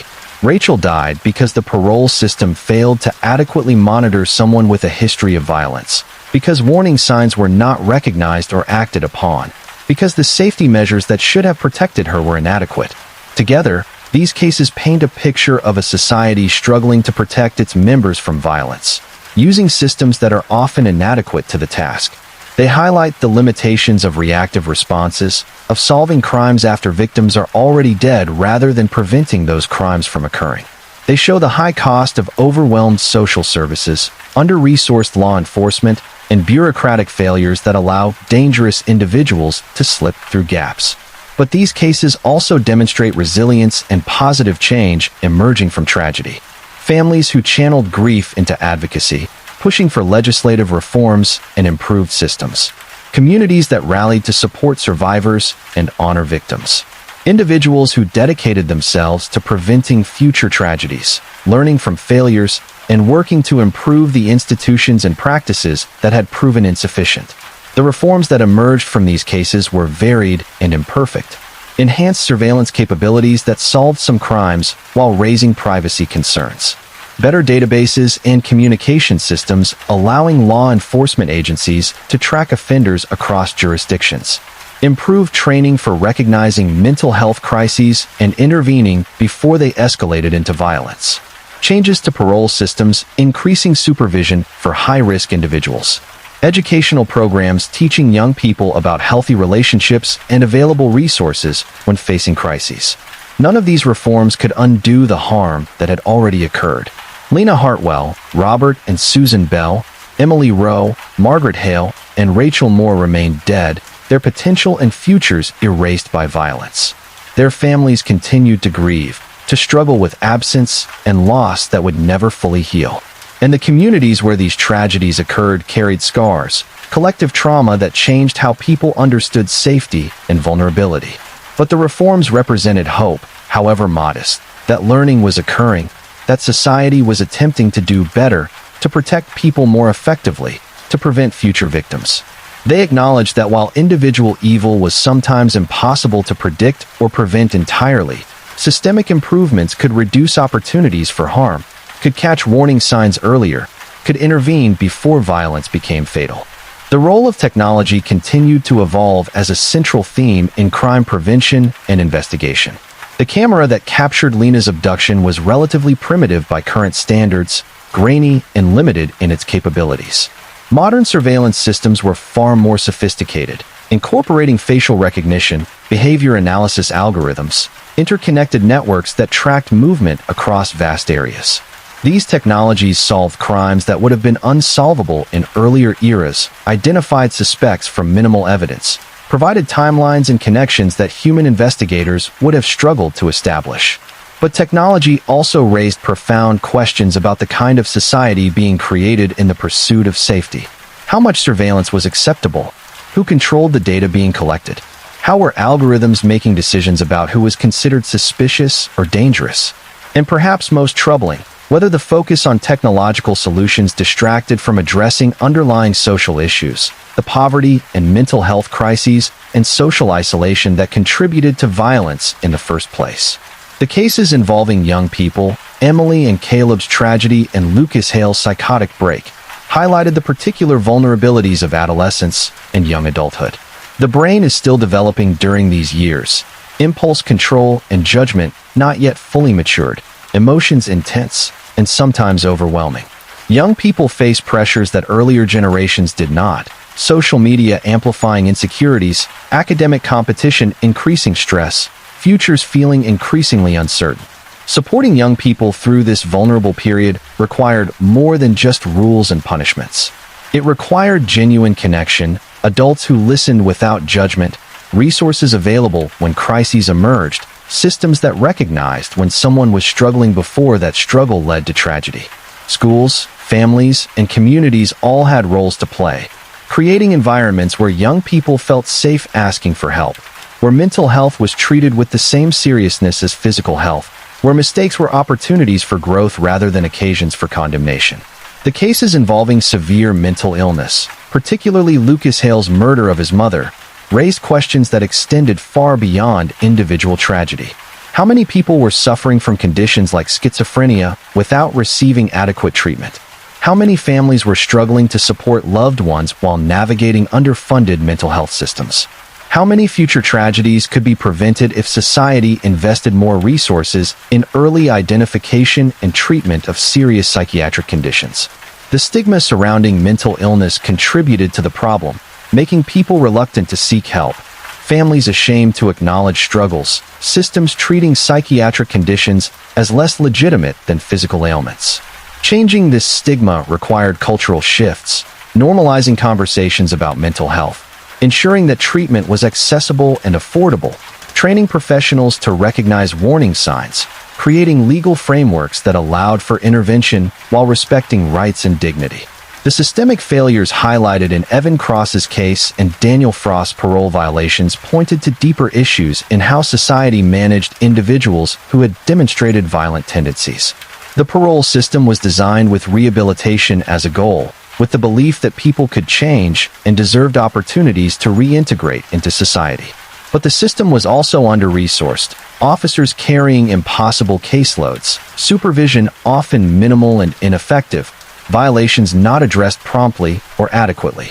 Improving these systems required resources that were often scarce, political will that was frequently lacking, and difficult conversations about balancing rehabilitation with public safety. Some offenders genuinely reformed and posed no ongoing risk. Others, like Evan Cross and Daniel Frost, remained dangerous and should not have been released or should have been supervised much more intensively. Distinguishing between these categories, making accurate risk assessments, providing appropriate levels of supervision, all of these required more investment and better practices than currently existed in many jurisdictions. The communities affected by these crimes each responded in their own ways, shaped by local cultures and specific circumstances. Brookhaven Shores became more security conscious, more protective of children, sometimes to an extent that felt stifling to young people who wanted independence. Redstone Valley grappled with questions about teenage relationships and the pressures young people faced, implementing programs, but also struggling with how to talk about tragedy without traumatizing students. Clearwater Ridge was divided over mental health and criminal responsibility, some people becoming more compassionate and others more fearful. Northbridge City examined its parole system and caregiver safety, making changes while knowing they came too late for Rachel. These different responses reflected the complexity of trying to learn from tragedy, the difficulty of translating grief and anger into constructive change. There was no single lesson, no universal solution that could prevent all future violence. Each case was unique in important ways, and the responses needed to be tailored to specific circumstances and risks. But common threads did exist across all these cases. The importance of listening when someone expressed concerns, of taking seriously behaviors that seemed unusual or troubling even when they did not rise to the level of obvious danger. The need for better communication and coordination between systems, ensuring that warning signs in one context were visible to others who might need to intervene. The value of early intervention, addressing problems when they were still manageable rather than waiting until crisis occurred. And the understanding that preventing violence required sustained investment in social supports, mental health services, education, and community building, not just reactive law enforcement after harm had already occurred. The families of victims in these cases became reluctant advocates, speaking about their losses not to relive trauma but to prevent others from experiencing similar pain. Lena's mother pushed for child safety legislation and surveillance expansion. The Bell children's relatives supported reforms to parole systems and interjurisdictional communication. Emily's parents worked with schools to implement relationship education programs. Margaret Hale's colleagues advocated for mental health awareness and early intervention. Rachel's family funded scholarships and pushed for caregiver safety protocols.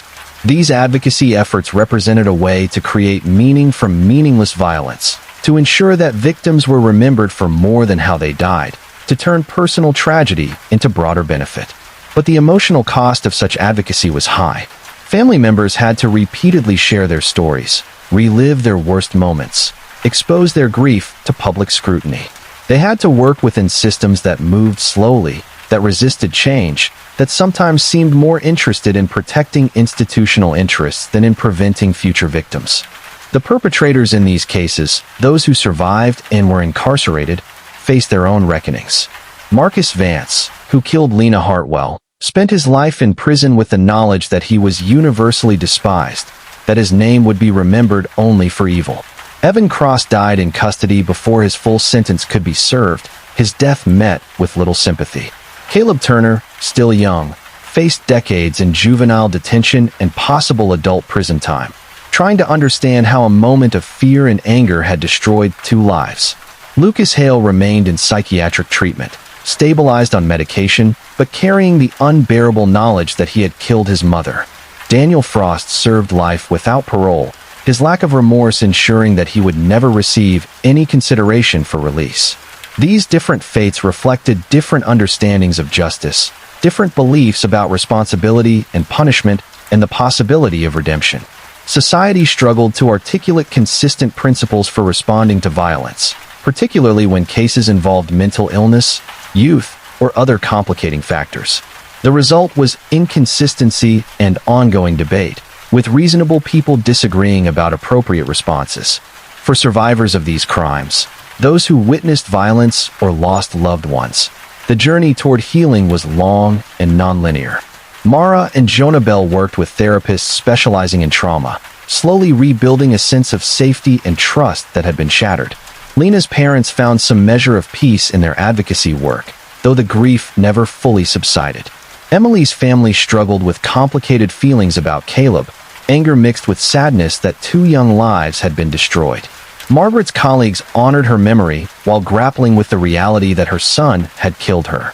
Rachel's clients and fellow caregivers adjusted to her absence while trying to maintain the compassion and dedication she had exemplified. Trauma specialists who worked with survivors emphasized that healing did not mean forgetting or moving on in any simple sense. It meant learning to carry loss without being destroyed by it, to integrate tragedy into life stories without allowing it to define everything, to find ways forward even when the past could not be changed. Some survivors found healing through connection with others who had experienced similar losses, through support groups and shared advocacy. Others healed through solitude and private remembrance, through creating personal rituals and memorials.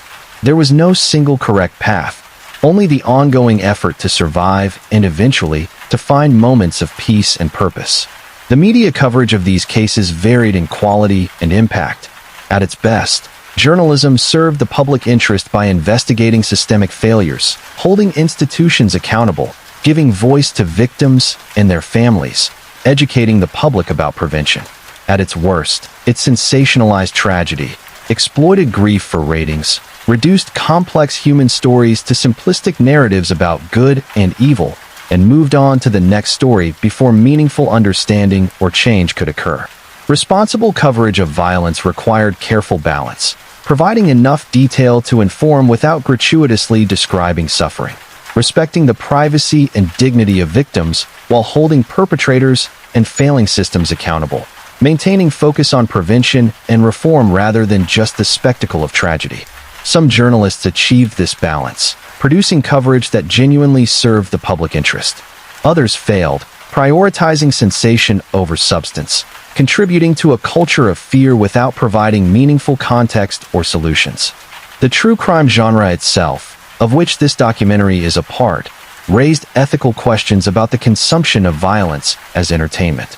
There was value in examining these cases, in understanding how violence occurred and how it might be prevented. But there was also risk of exploitation, of turning real suffering into content for passive consumption, of desensitizing audiences to the reality of crime through overexposure to details. This documentary has attempted to navigate these ethical challenges by focusing on systemic issues and prevention, by treating victims with respect and dignity, by avoiding gratuitous details of violence, by emphasizing the human cost of crime and the ongoing impact on survivors. The goal has been education and understanding rather than sensation, honoring victims by ensuring their stories contribute to prevention rather than simply providing disturbing details for entertainment. As we approach the conclusion of this documentary, it is worth reflecting on what these 5 cases collectively reveal about safety, justice, and prevention in modern society. They show that violence is rarely random or unpredictable, that warning signs usually exist even if they are missed or ignored, that systems fail more often than they should, and that the cost of those failures is measured in human lives and generational trauma. But these cases also show human resilience, the capacity to survive unimaginable harm and to find ways forward, to create meaning from tragedy, to advocate for change even while carrying profound grief. They show communities coming together, supporting each other through collective trauma, refusing to let violence define them even as they were changed by it. They show incremental progress toward better systems, more awareness, improved responses, even as they acknowledge how much work remains to be done. The tension between hope and despair is present in all these stories. Despair at the violence that occurred, at the lives lost and the suffering inflicted, at the failures that allowed harm to happen. Hope in the resilience of survivors, in the dedication of those working to improve systems, in the possibility that learning from tragedy might prevent future victims. This documentary does not offer simple solutions because simple solutions do not exist for problems as complex and multifaceted as violence prevention. But it does offer direction, principles that might guide efforts toward greater safety, even as we acknowledge that perfect safety is impossible and that attempts to achieve it might create other harms. The first principle is the importance of seeing and listening. So many of the failures in these cases involved warning signs that existed but were not recognized or acted upon. People who expressed concerns that were dismissed. Behaviors that seemed unusual but were explained away.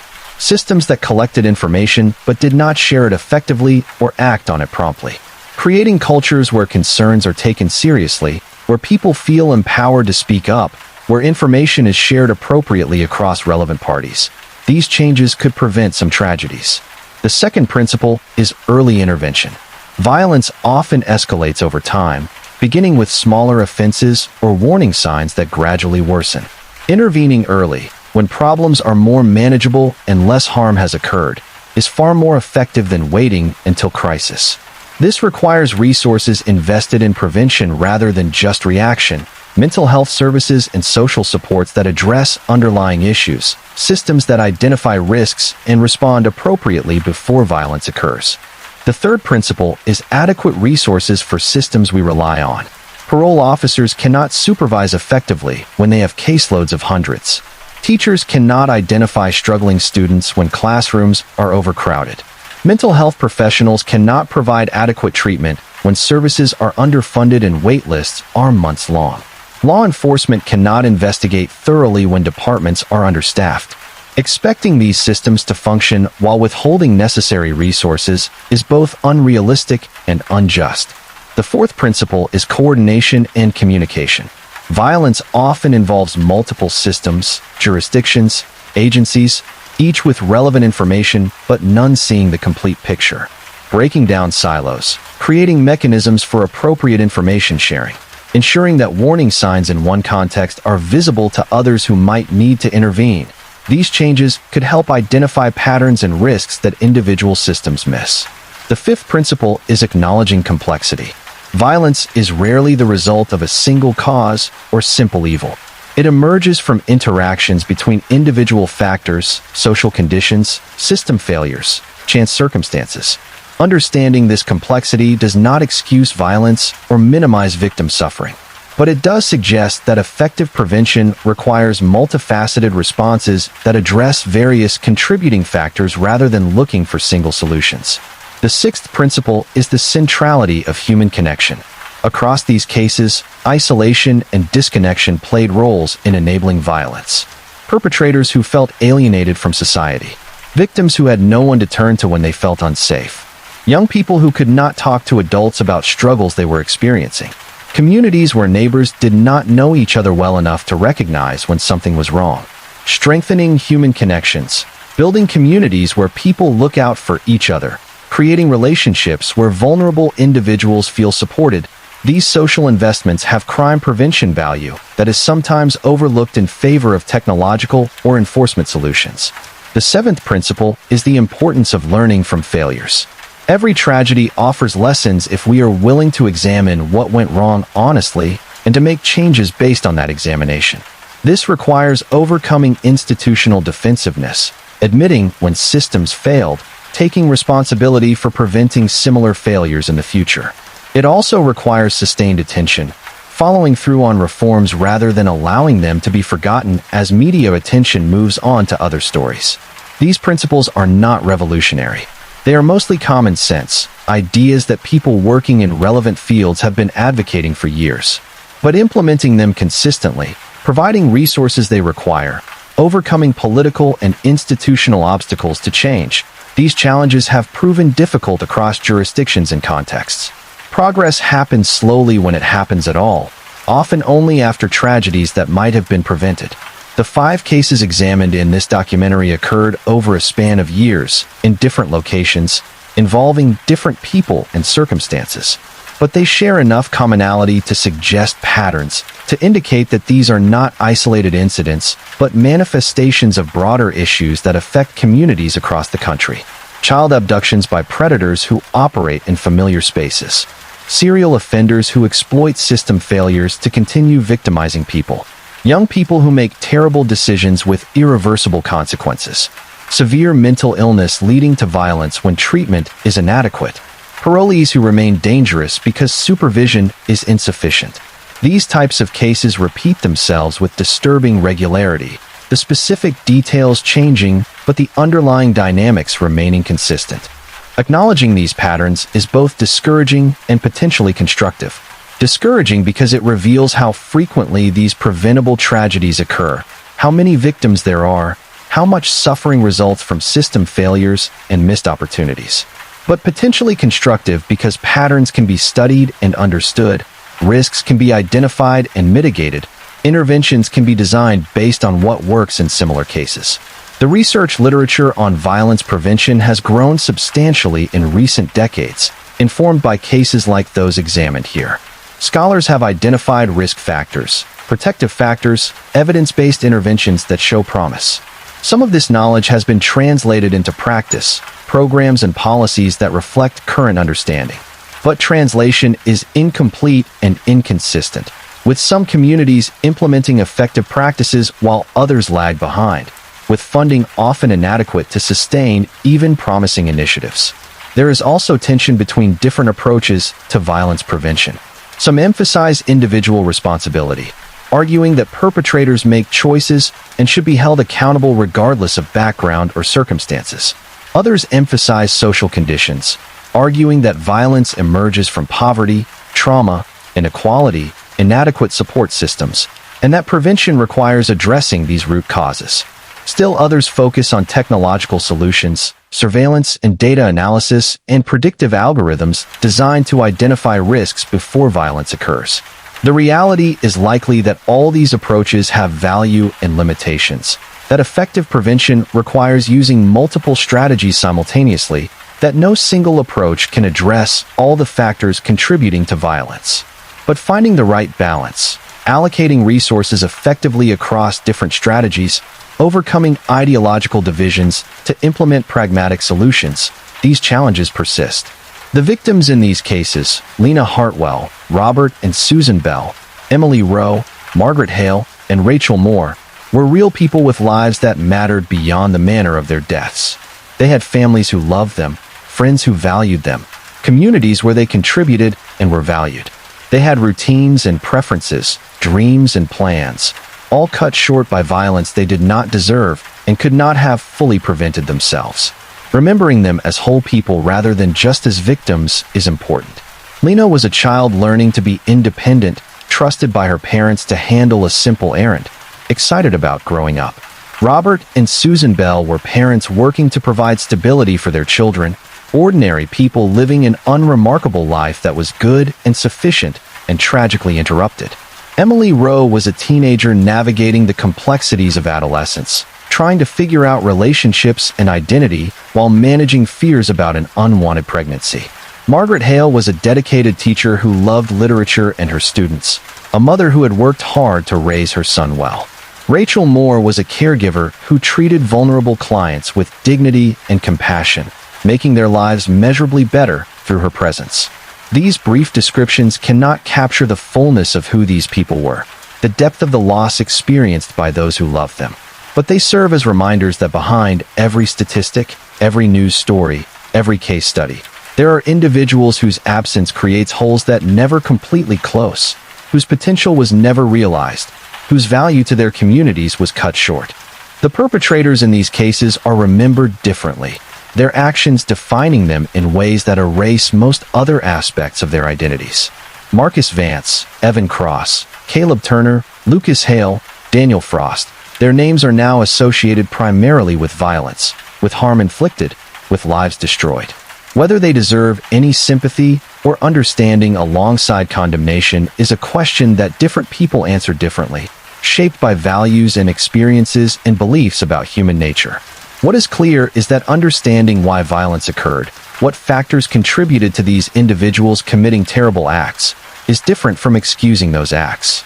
Understanding can inform prevention without minimizing harm or disrespecting victims. It can help identify warning signs, improve risk assessment, design more effective interventions. But understanding must be balanced with accountability, with recognition that regardless of contributing factors, the perpetrators made choices that caused profound harm and that society has legitimate interests in both punishment and prevention. The loved ones of victims often struggle with how to respond to perpetrators, particularly in cases involving youth or mental illness. Some find that forgiveness or understanding helps with their own healing, allows them to move forward without being consumed by anger. Others feel that any sympathy for perpetrators betrays victims, that the focus should be entirely on those who were harmed rather than those who caused harm. There is no right answer, only individual journeys toward whatever peace is possible. The communities affected by these crimes continue to live with their legacies. Memorials stand in public places, reminding residents of what was lost and what was learned. Organizations formed in victims' names continue work aimed at prevention. Policies and practices changed in response to these tragedies remain in place, though sometimes eroding as time passes and attention shifts. And the people who were present, who lived through these events, carry memories that shape how they understand safety, trust, and vulnerability. If you're finding this story compelling and want to see more content like this, please take a moment to like this video and subscribe to our channel. Your support helps us continue bringing you these important stories. For younger people growing up in these communities, the cases become part of local history, stories told to illustrate dangers and the importance of caution. But there is a risk that such stories, while cautionary, also instill fear disproportionate to actual risk, that they teach young people to see the world as fundamentally dangerous rather than helping them develop reasonable awareness and judgment. Balancing age-appropriate safety education with maintaining the freedom and innocence of childhood is an ongoing challenge for parents and educators in affected communities. The passage of time changes how these cases are understood and discussed. Immediately after violence occurs, emotions run high, attention is intense, demands for action are urgent. As years pass, intensity fades, details are forgotten by those not directly affected, the cases become historical rather than immediate. This is natural and perhaps necessary, allowing communities to heal and move forward. But it also creates challenges for sustained reform, for maintaining political will to invest in prevention, for ensuring that lessons learned are not forgotten as those who remember retire or move on. Anniversary coverage in local media serves to remind communities, bringing renewed attention on significant dates. The 5th anniversary of Lena's death, the 10th anniversary of the Bell murders. These markers prompt retrospective articles examining what has changed and what remains the same. Such coverage can be valuable if it focuses on progress and remaining challenges rather than simply retelling tragic details. But it can also re-traumatize survivors and family members, forcing them to relive pain on dates that are already difficult. The intersection of these cases with broader social issues is worth noting. Lena's case occurred at a time of rapid expansion in surveillance technology, feeding into debates about privacy and security that continue today. The Bell case coincided with growing recognition of flaws in parole systems, contributing to reform efforts that had mixed success. Emily and Caleb's case unfolded amid increasing awareness of teen mental health challenges and relationship pressures. Lucas Hale's case occurred as mental health was becoming less stigmatized, but services remained inadequate. Rachel's case highlighted ongoing issues with parole supervision and caregiver safety in an aging society. Understanding these cases within their broader contexts helps identify opportunities for systemic change beyond individual incidents. Lena's death was tragic, but it was also part of a pattern of child abductions that suggested need for coordinated responses to predatory behavior. The Bell murders were horrific, but they revealed parole system failures affecting numerous cases beyond theirs. Emily's death raised questions about teen development and relationship education that extended far beyond Redstone Valley. Margaret's murder prompted discussions about mental health care access relevant to countless families. Rachel's killing exposed vulnerabilities affecting caregivers nationwide. The challenge is translating this broader understanding into effective action. It is easier to focus on individual cases, to see violence as isolated incidents caused by uniquely evil or damaged individuals, than to grapple with systemic issues requiring sustained effort and resources to address. But viewing cases in isolation limits what can be learned and what preventive measures might be effective. Policymakers face the difficult task of balancing competing interests and values when responding to violent crime. There are legitimate demands for punishment and incapacitation, for ensuring that those who cause harm face consequences and cannot victimize others. There are also arguments for rehabilitation and redemption, for believing that people can change and deserve opportunities to do so. There are concerns about civil liberties and privacy, about not creating a surveillance state in pursuit of security. And there are practical constraints of limited resources, requiring choices about priorities and what can realistically be accomplished. These competing considerations explain why responses to violence are often inconsistent and incomplete, why reforms satisfy no one completely, why progress is slower than victims and their advocates would prefer. There are no easy answers when fundamental values conflict, when resources are constrained, when uncertainty exists about what interventions will be effective. But the difficulty of these challenges does not excuse inaction or acceptance of preventable harm. Looking across these 5 cases, certain questions recur. Could these crimes have been prevented? In most cases, yes, if various factors had been different. Better surveillance might have deterred Marcus Vance or helped identify him sooner. More effective parole supervision would have contained Evan Cross. Earlier mental health intervention might have helped Caleb manage his fear differently or identified Lucas's illness before it became dangerous. Adequate parole oversight would have kept Daniel Frost from having the opportunity to target Rachel. But saying these crimes could have been prevented is different from saying they should have been prevented in any simple sense. Prevention would have required specific actions by specific people at specific times, often without clear evidence that risk was imminent. It would have required resources that did not exist, systems functioning better than they typically do, individuals making different judgment calls than the ones they made. It is easy in hindsight to identify failures, much harder in real time to know which concerns to prioritize, which risks to take most seriously, how to allocate limited resources among countless competing demands. This is not to excuse failures or to suggest that nothing could have been done. It is to acknowledge complexity, to recognize that prevention is difficult and uncertain, that perfect safety is impossible, that efforts to prevent all harm might create other problems, including restrictions on freedom and erosion of privacy. Finding appropriate balances, implementing improvements that provide meaningful benefit without excessive cost. These are ongoing challenges without final solutions. The role of chance and circumstance in these cases is also worth noting. Small differences in timing or location might have resulted in different outcomes. If Lena had left the store 5 minutes earlier or later, she might not have encountered Marcus Vance. If a neighbor had been outside when Evan Cross broke into the Bell home, police might have been called sooner. If Emily and Caleb had had their argument somewhere more public, witnesses might have intervened. If Lucas's psychotic break had occurred when his mother was not home, she might have survived. If Rachel had taken a different route or arrived at Dorothy's building at a different time, she might not have crossed paths with Daniel Frost.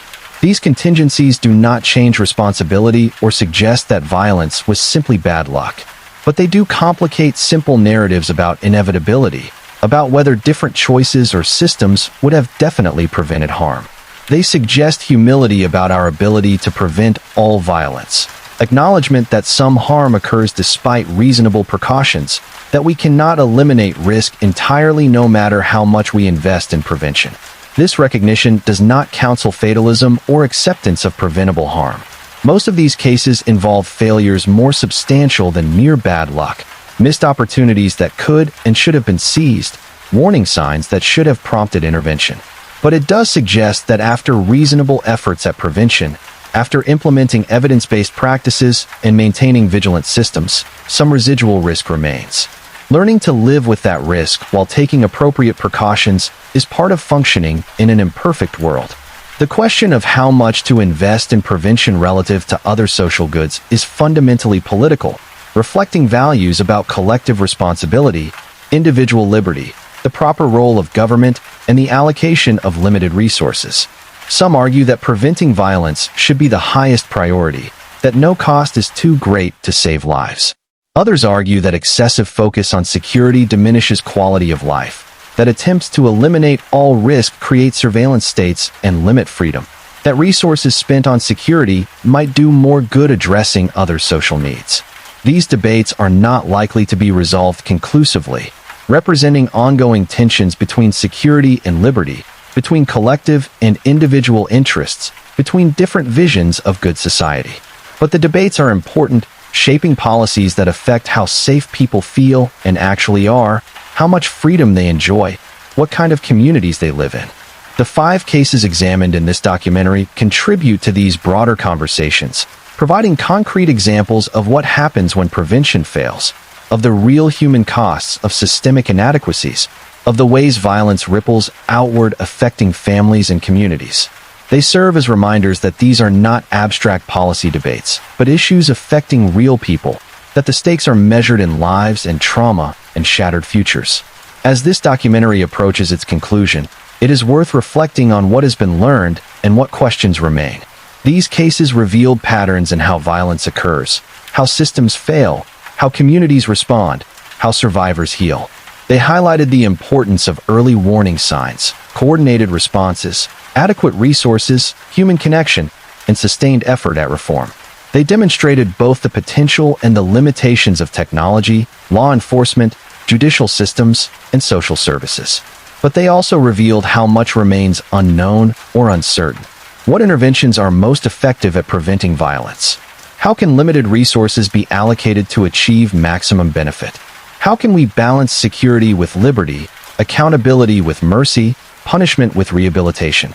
How do we create communities where people are both safe and free, protected without being controlled, vigilant without being paranoid? These questions have been debated for generations and will continue to be debated, informed by cases like these, but never fully resolved. Progress comes incrementally, through trial and error, through learning from failures and building on successes. It requires patience and persistence, willingness to admit mistakes, and to keep trying despite setbacks, commitment to improvement even when perfect solutions remain elusive. The victims of violence examined in this documentary deserved better.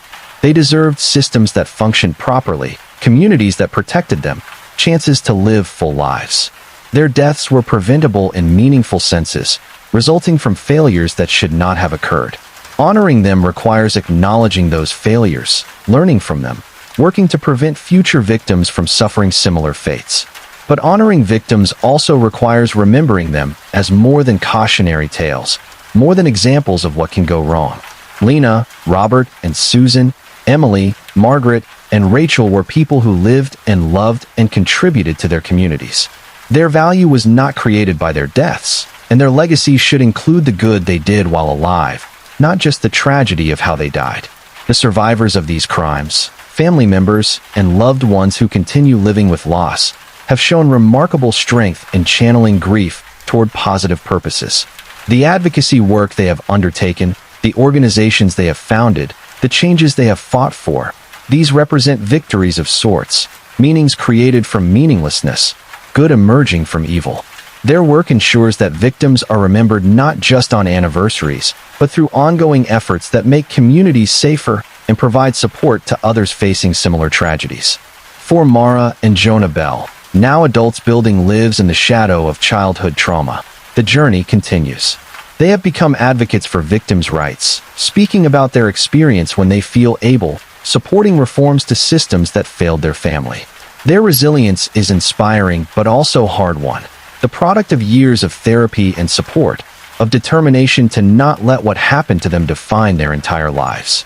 They honor their parents by living well, by refusing to be destroyed by the violence they survived, by working to prevent other families from experiencing similar loss. Caleb Turner, now in his mid-20s, remains incarcerated but by all accounts has engaged seriously with rehabilitation programs. He has expressed remorse for Emily's death, taking responsibility in ways he could not as a frightened 14-year-old. He has worked with his therapist to understand the fear and immaturity that led to that terrible moment on the riverbank, to develop the emotional skills he lacked when Emily died. Whether he will ever be released, whether he can eventually contribute positively to society, remains to be seen. But his case continues to prompt discussions about youth justice, about how to respond when children commit terrible acts, about the possibility of redemption and growth even after causing profound harm. Lucas Hale's situation is more ambiguous. His schizophrenia is well controlled with medication, and he is no longer experiencing the psychotic symptoms that led to his mother's death. But he carries the knowledge that he killed the person who loved him most, a burden that no medication can eliminate. He participates in his treatment, works with his therapeutic team, but faces an uncertain future in indefinite psychiatric commitment. His case remains contentious, some people believing he should be in prison regardless of mental illness, others feeling that his commitment to treatment represents an appropriate response to violence driven by psychiatric crisis. The perpetrators who showed little remorse, Marcus Vance and Daniel Frost particularly, serve as reminders that not everyone can be rehabilitated, that some people remain dangerous regardless of intervention. Their cases support arguments for incapacitation as a legitimate purpose of criminal justice, for ensuring that those who pose ongoing threats cannot harm others. But they also raise questions about what to do with people who will spend their entire lives in prison, how to manage aging prison populations, whether life sentences serve legitimate purposes or simply warehouse people at great expense. The communities where these crimes occurred have moved forward in various ways, changed by tragedy but not destroyed by it. Brookhaven Shores remains a coastal town where families raise children, though with more caution than before Lena's death. The region where the Bell murders occurred has implemented better coordination between law enforcement agencies, though resource constraints continue to limit what can be accomplished. Redstone Valley schools continue providing relationship education and mental health support to teenagers navigating adolescence. Clearwater Ridge debates mental health policy with greater awareness of the stakes involved. Northbridge City has strengthened parole supervision and caregiver safety protocols, though gaps remain. These communities demonstrate both resilience and the lasting impact of violence. Life continues. New families move in. Children who were not yet born when these crimes occurred grow up hearing about them as local history. But the scars remain visible to those who were present, shaping how they understand their communities and what they teach their children about safety and trust. The broader lessons from these cases extend beyond specific communities affected. They speak to anyone living in society, anyone interested in preventing violence, anyone trying to understand how terrible things happen and whether they can be prevented. They highlight the importance of systems functioning properly, of people being vigilant without being paranoid, of communities supporting vulnerable members, of resources being adequate to the challenges faced. But perhaps the most important lesson is the simplest and hardest to implement consistently: paying attention. So many failures in these cases involve people or systems not paying adequate attention to warning signs, to concerning behaviors, to information suggesting risk. Paying attention requires time and resources that are often scarce. It requires overcoming the natural tendency to assume that everything will be fine, that bad things happen elsewhere to other people. It requires sustained vigilance without allowing that vigilance to become consuming fear. This documentary has attempted to examine 5 tragic cases with honesty and respect to understand what happened and why without exploiting victims or sensationalizing violence. It has sought to identify lessons that might prevent future tragedies while acknowledging the complexity of violence prevention and the limitations of any single approach. It has tried to honor victims by remembering them as whole people while using their stories to advance understanding and improve systems. The cases of Lena Hartwell, Robert and Susan Bell, Emily Rowe, Margaret Hale, and Rachel Moore represent only a small fraction of the violence that occurs daily across the country and around the world. Thousands of other victims have their own stories, their own families grieving, their own communities affected.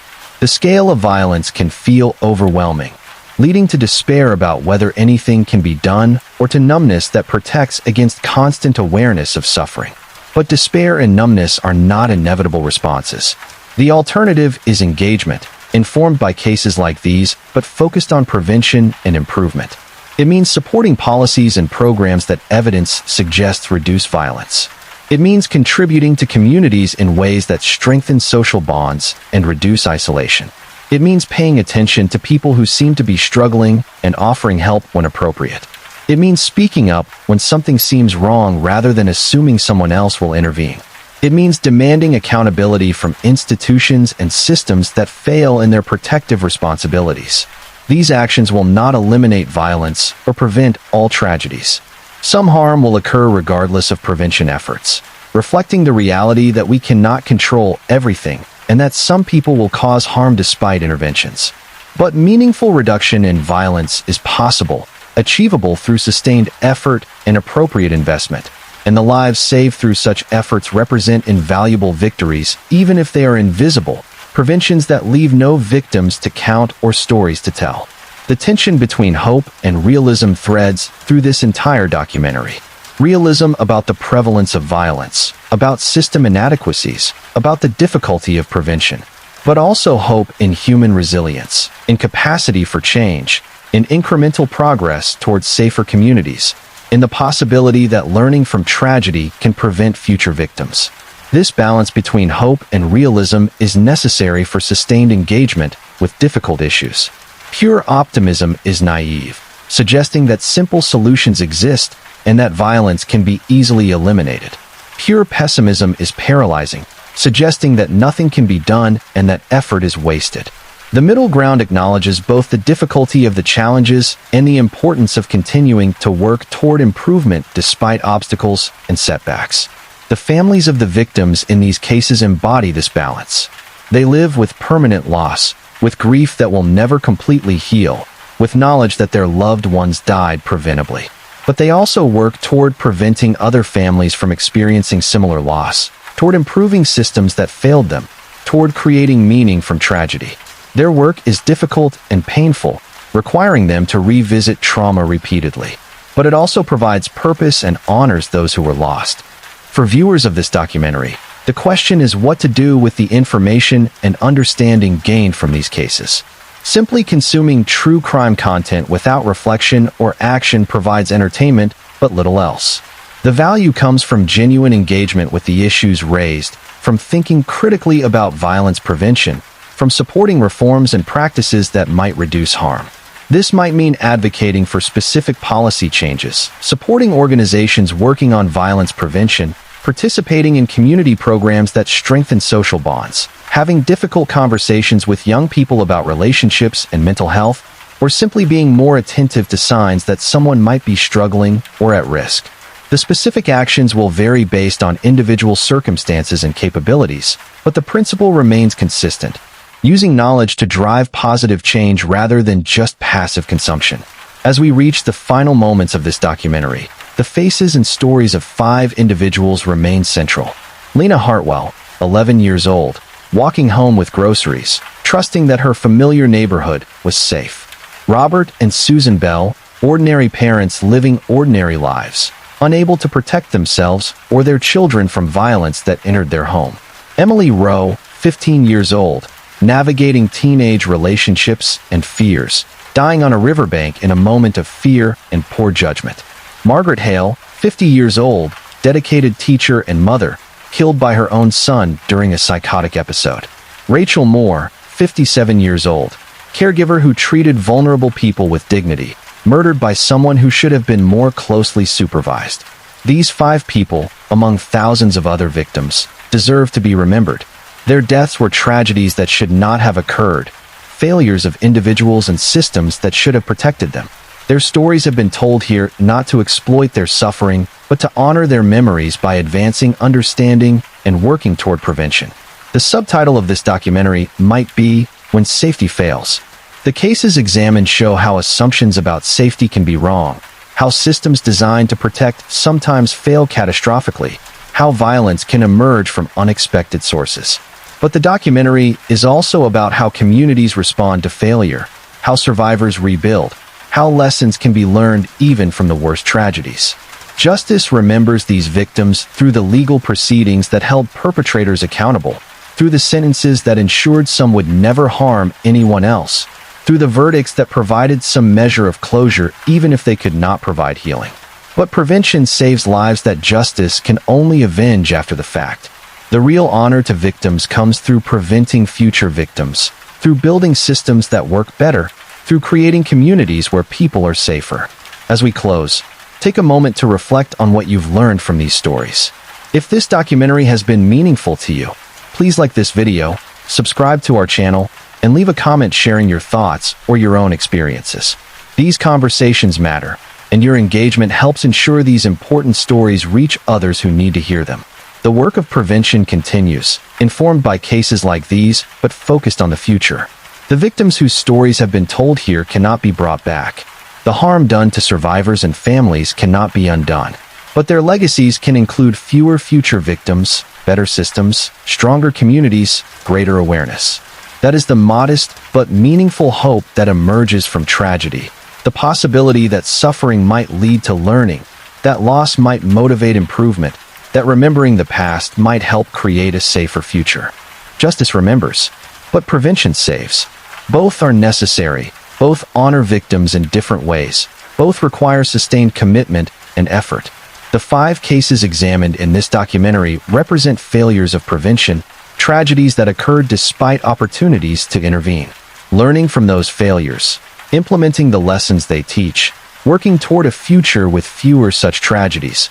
That is how we honor those who were lost and protect those who remain.